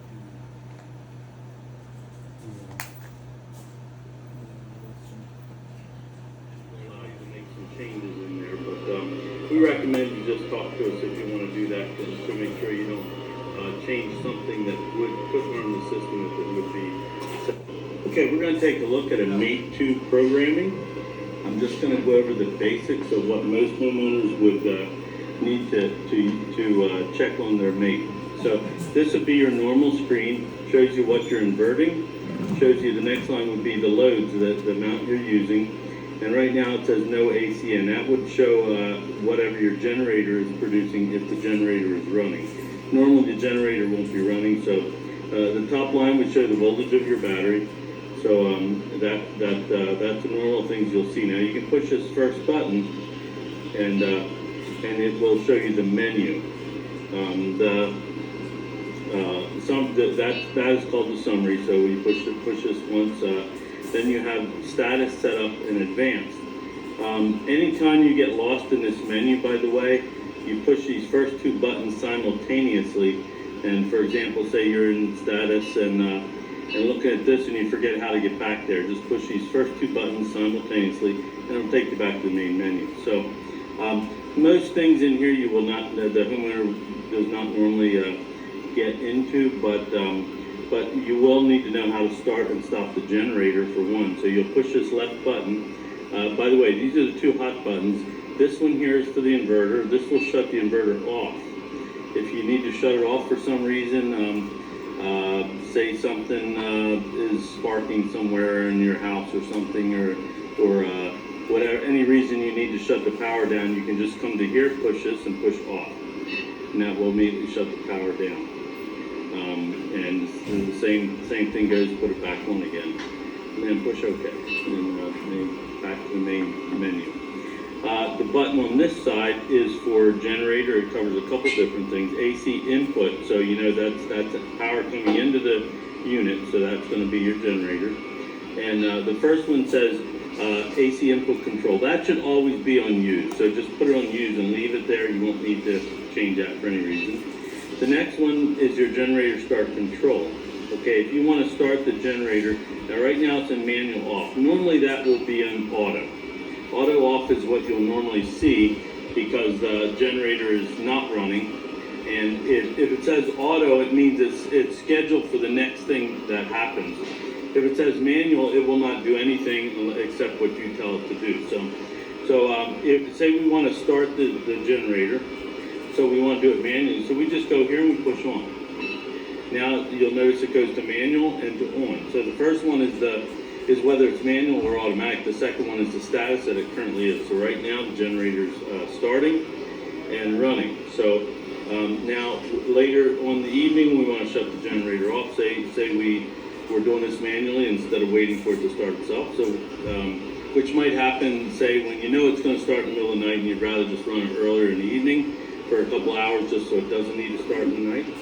Then you would go back to off. Now if you just push off and leave it there, nothing will happen beyond that. In other words, the next time it's supposed to start, it will not. So be sure always to go back to auto and push auto. So it should say auto, and then whatever the current status is what it would say. So that's the hot button. Now there is one charger control is also on this button, and that should always be on as well. That just says whether you want it to charge batteries or not. The only reason you would ever not want it to charge batteries is if say you have very heavy loads and you don't want it to pull your generator too hard, you could shut off the charging. But normally we just leave that alone. So that's your four things. Your charger control, you put that on global charge mode control. Yeah, that just don't mess with that. Leave that go. So your first one is on use. Second one is where you would turn the generator on or off, and just make sure you always end up with that in auto so it does the next thing it needs to do. And then charger control, which stays on all the time. Globally, just don't use it. So that's the main things. Again, if we want to go back to the main menu, hit that and back to summary, and there's your summary. So that's what you'll normally do with the Mate. There are settings you can change in here. It does, when you first come into it, it will ask you for a password. That is 141, and it will allow you to make some changes in there. But we recommend you just talk to us if you want to do that to make sure you don't change something that could harm the system if it would be set wrong. So that's pretty much it for Mate 2. Very simple. There's not so many of those here anymore, so probably that doesn't apply to most of you. But there are some. There's a few. Yeah. And the next one would be the Mate 3. This is more common. This has a lot. Today we're going to go over a customer system 8048 Radian, Outback Radian. And just to look at what he has here, he has two FM80 charge controllers, a Mate 3S, the Outback 8048 with the load center. The load center has the breakers and the shunts and everything in it. We have a hub 4 or 10, I'm not sure, on the side here, which is for communication. And for the battery bank, we have 5 Polarium 100 amp hour batteries. This one also has midnight lightning protection on it also. So I'm going to go over a few things about what the homeowner would need to know concerning the Mate 3 settings. If you get in here close, you can see that this on the screen here, this is the screen it would normally show. And you'll see it says system okay, it means there's no errors. Across the top here, the battery is at 83%, and the arrow will show you up or down, meaning whether the battery, right now it's going down. We turn the noisy charge controllers off for the video, so it's showing the battery going down now. And the top line here is for solar. So that will show you what the solar is producing here in kilowatts at any given time. And the second one will show you the battery, what's going in or coming out of the battery. This one here will show you what the house is using. Right now it's using 200 watts, 0.2 kilowatts, 200 watts. And the bottom one is for the generator or any AC input. It could be for grid as well if you have grid. But whenever there's power coming into the system from an AC power coming into the system from a generator to the grid, it will show on this line. Now across the bottom, this toggles back and forth. It shows you what the solar is producing right now at 0 because it's turned off, and it will toggle and show you what it produced for the day. Okay, and the next item on the bottom of the screen here is the battery, and this arrow shows that there would be power coming if it was turned on from the solar coming into the battery. Shows the battery voltage,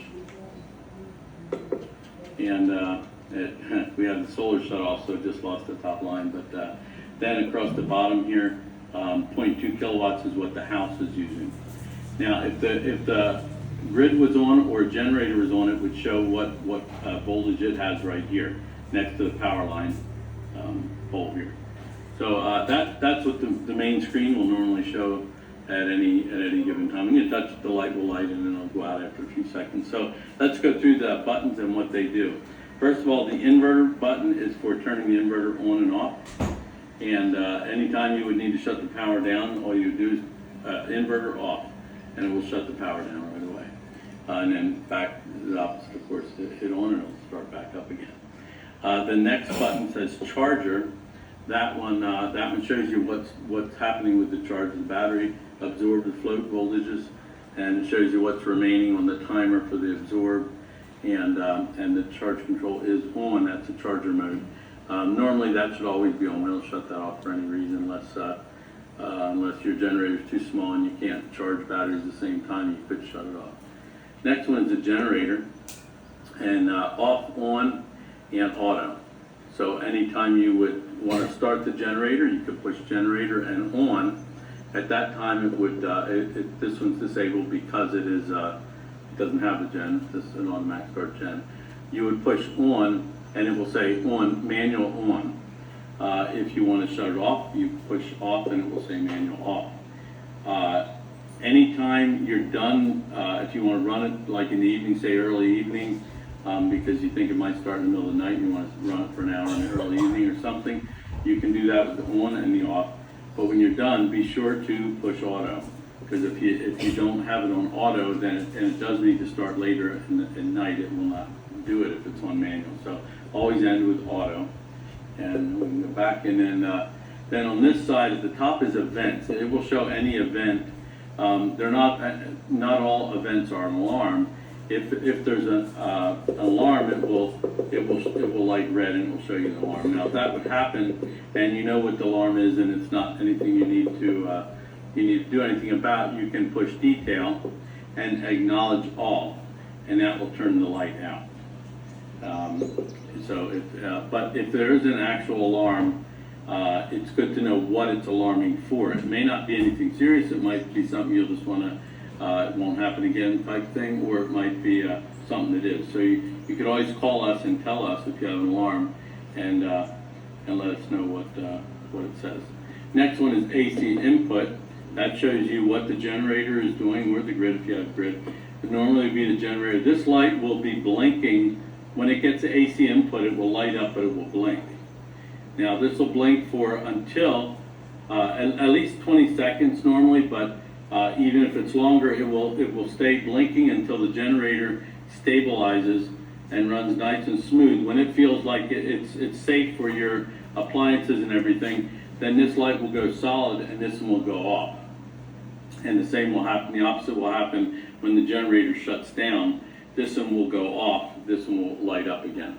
So that's normal. If this just stays blinking and doesn't go solid, that's an indicator that the generator, the signal from the generator is not good enough, that it does not want to send it onto your appliances. So either it's running too fast or too slow, or it's just a dirty sine wave or something like that. Sometimes they can be hard to find out. But any of the commercial generators, Generac or any of them, they never have trouble with that. It's only the small portables sometimes that will do that when they're set more for running tools and things, power tools and stuff, not really charging batteries. The bottom one is a favorite, and you can set this. I won't go over it now because most people don't, but you can set this for what you want to see on the screen all the time. If there's certain things you always want to see up there, you can set it for that. Now there are buttons on the bottom here that will show that you can push, like the first one, the second one here shows you the monitor. That FlexNet DC is what checks the power coming in and out and tells you what percentage of the battery is. So this is good if you want to know what you produced in a day. You could check this screen if you want. It does have a graph function. This shows the battery, and this is the time of day in a 24-hour time, and it shows you how low the battery got and where it's at a given time. So go back here, back again, and the next button here is the inverter graph. Now that will show you at any given time what the inverter is on right now. It's producing only 200 watts to the house. The house isn't using much. We'll graph that. This shows you the load. And apparently overnight it was very low, and it picked up then today. It says inverter, so this is the load. And you can see what the peak load was for the day. It was like 4,800 watts, so it wasn't very high. Now if you have multiple inverters, you can push this and it'll show you what the next inverter did. This is only one, so port 1 is all we have. So we'll go back and, or we can push next, and that's charging and buying, which we don't have on this. So we'll go back again and hit the last button. That's a grid or generator status, which we aren't using here. So let's see, I did this. Yeah, that's inverter. So that's mostly what you'll want to use on here. Now these bottom ones are all for programming, and it has a lock screen which is 141. That's what you would use, and if you wanted to go into settings and change settings and things on the system and everything. If you do that, I would recommend that you talk to us first. There may be a time where we can't change something online and we want you to go in here and do it.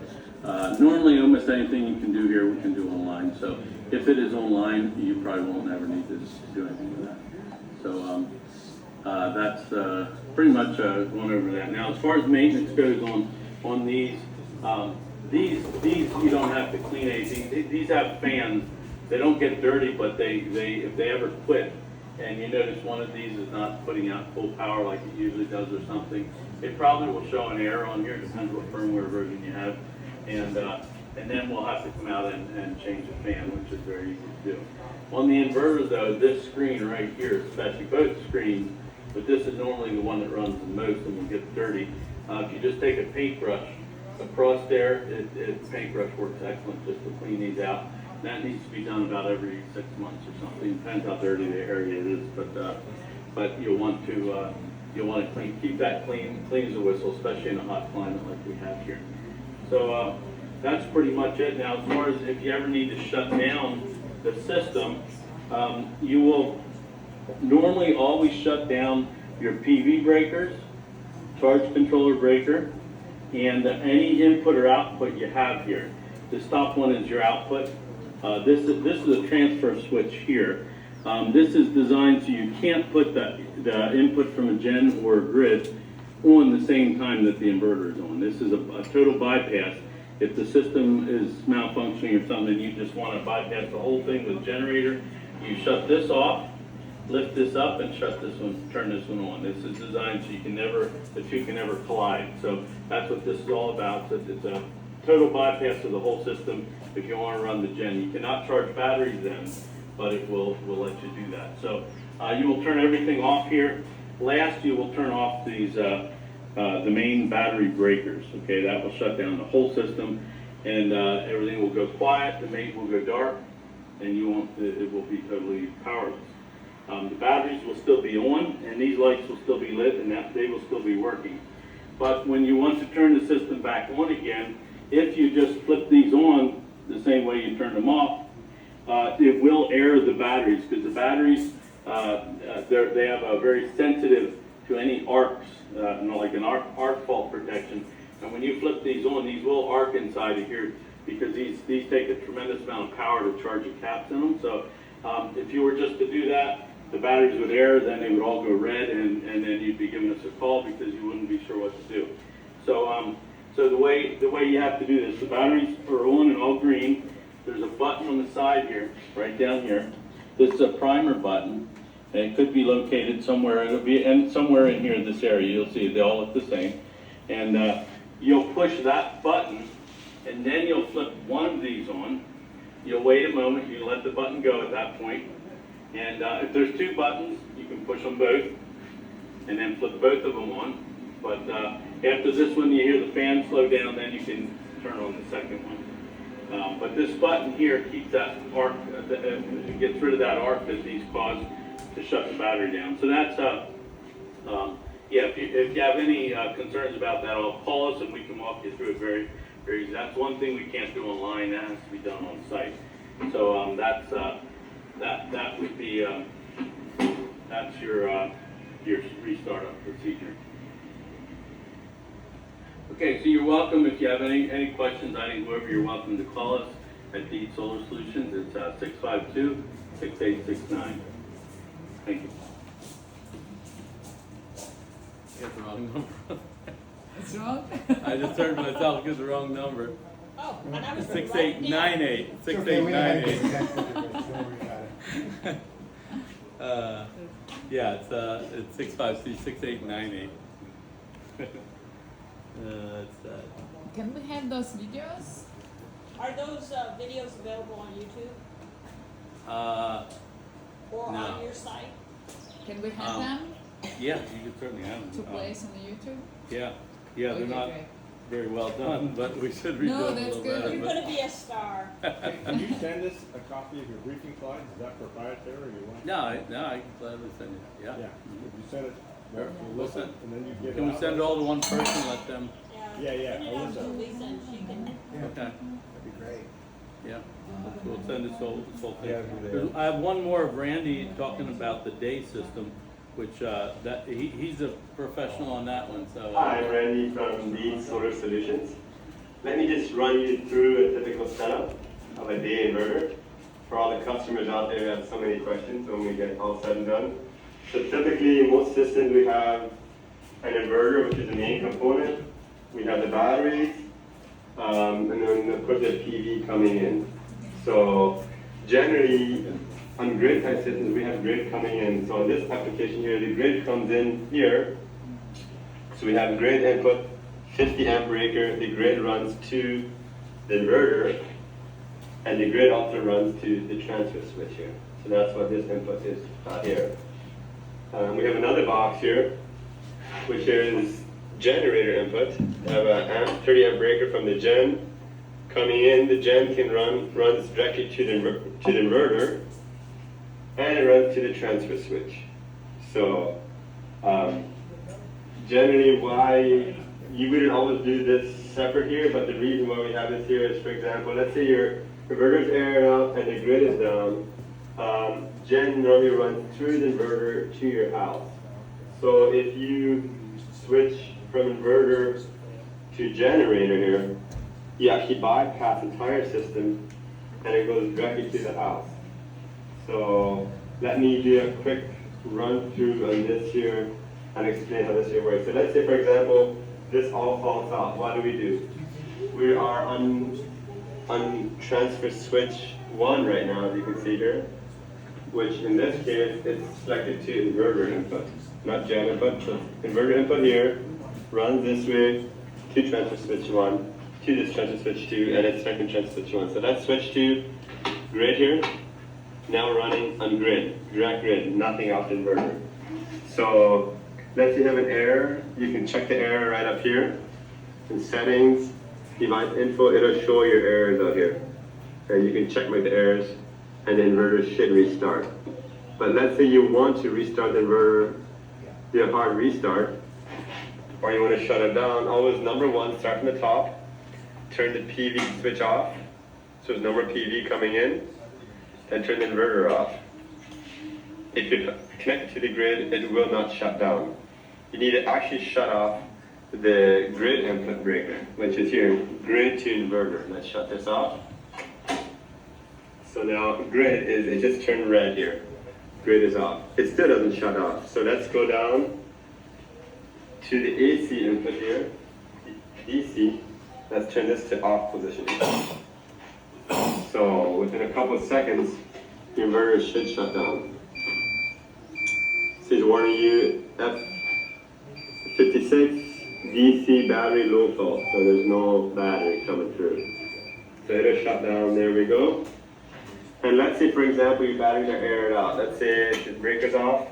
If you see this red light here, that means your batteries are aired out. So if you ever see a red light in your battery, you will have 0 power coming out of here. So then you gotta hold the button and hold it for a couple of seconds till then let go and it'll shut off on you. There you go. You see the red light blinking, then turn them off. There we go. So now your entire system is down. In case of a severe lightning storm, you can do that as well. Although we do have lightning arresters underneath here. And we have fuses protected as well in here. But in a serious storm, you can shut the whole system off and run it on your grid. Or if you want to run it in a serious storm, the grid is down as well. You select transfer switch 1, and you go here, and you select generator. And make sure these breakers are on, and then you'll be running off of gen. So let's go and reboot the system. For all of those of you who like to know how to reboot the system here, let me show you it here. Let's hold these buttons here one more time. Hold them a couple seconds. There you go. They'll turn on. Of course they're red because your breakers are off. So secondly, turn your breakers on, one by one.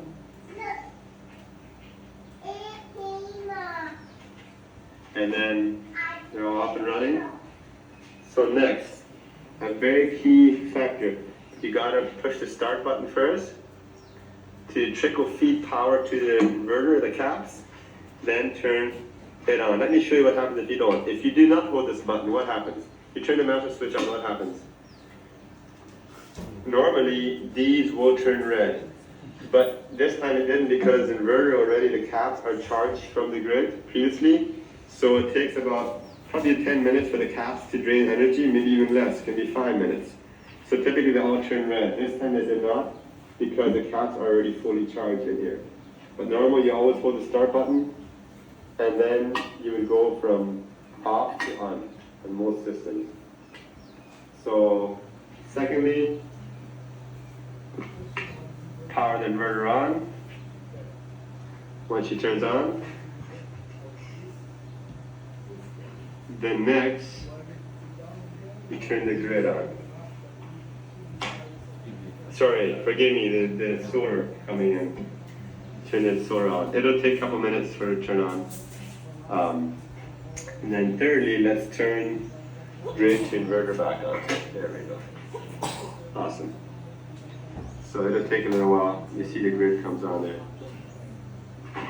So now let's switch the entire house back to inverter. So here we're connected to inverter input, not gen input. Transfer 1. So let's switch this to transfer 1 here. There you go. There you go. Now the whole house is running off inverter. In a little bit, you'll see the nodes start putting up. And it shows 0. It takes a while for it to recognize the power flow through this. So. And another thing, in this application here, we have from the main breaker, from the main inverter, we have the DC flowing out. So from here, you have the main AC coming out of here, comes going out and goes into 50 amp breaker, and it goes to a cabin 200 feet from here, and it goes to the main house. So you have two different breakers in the application here. So this is AC going out. So I think that helps you understanding this here a little bit.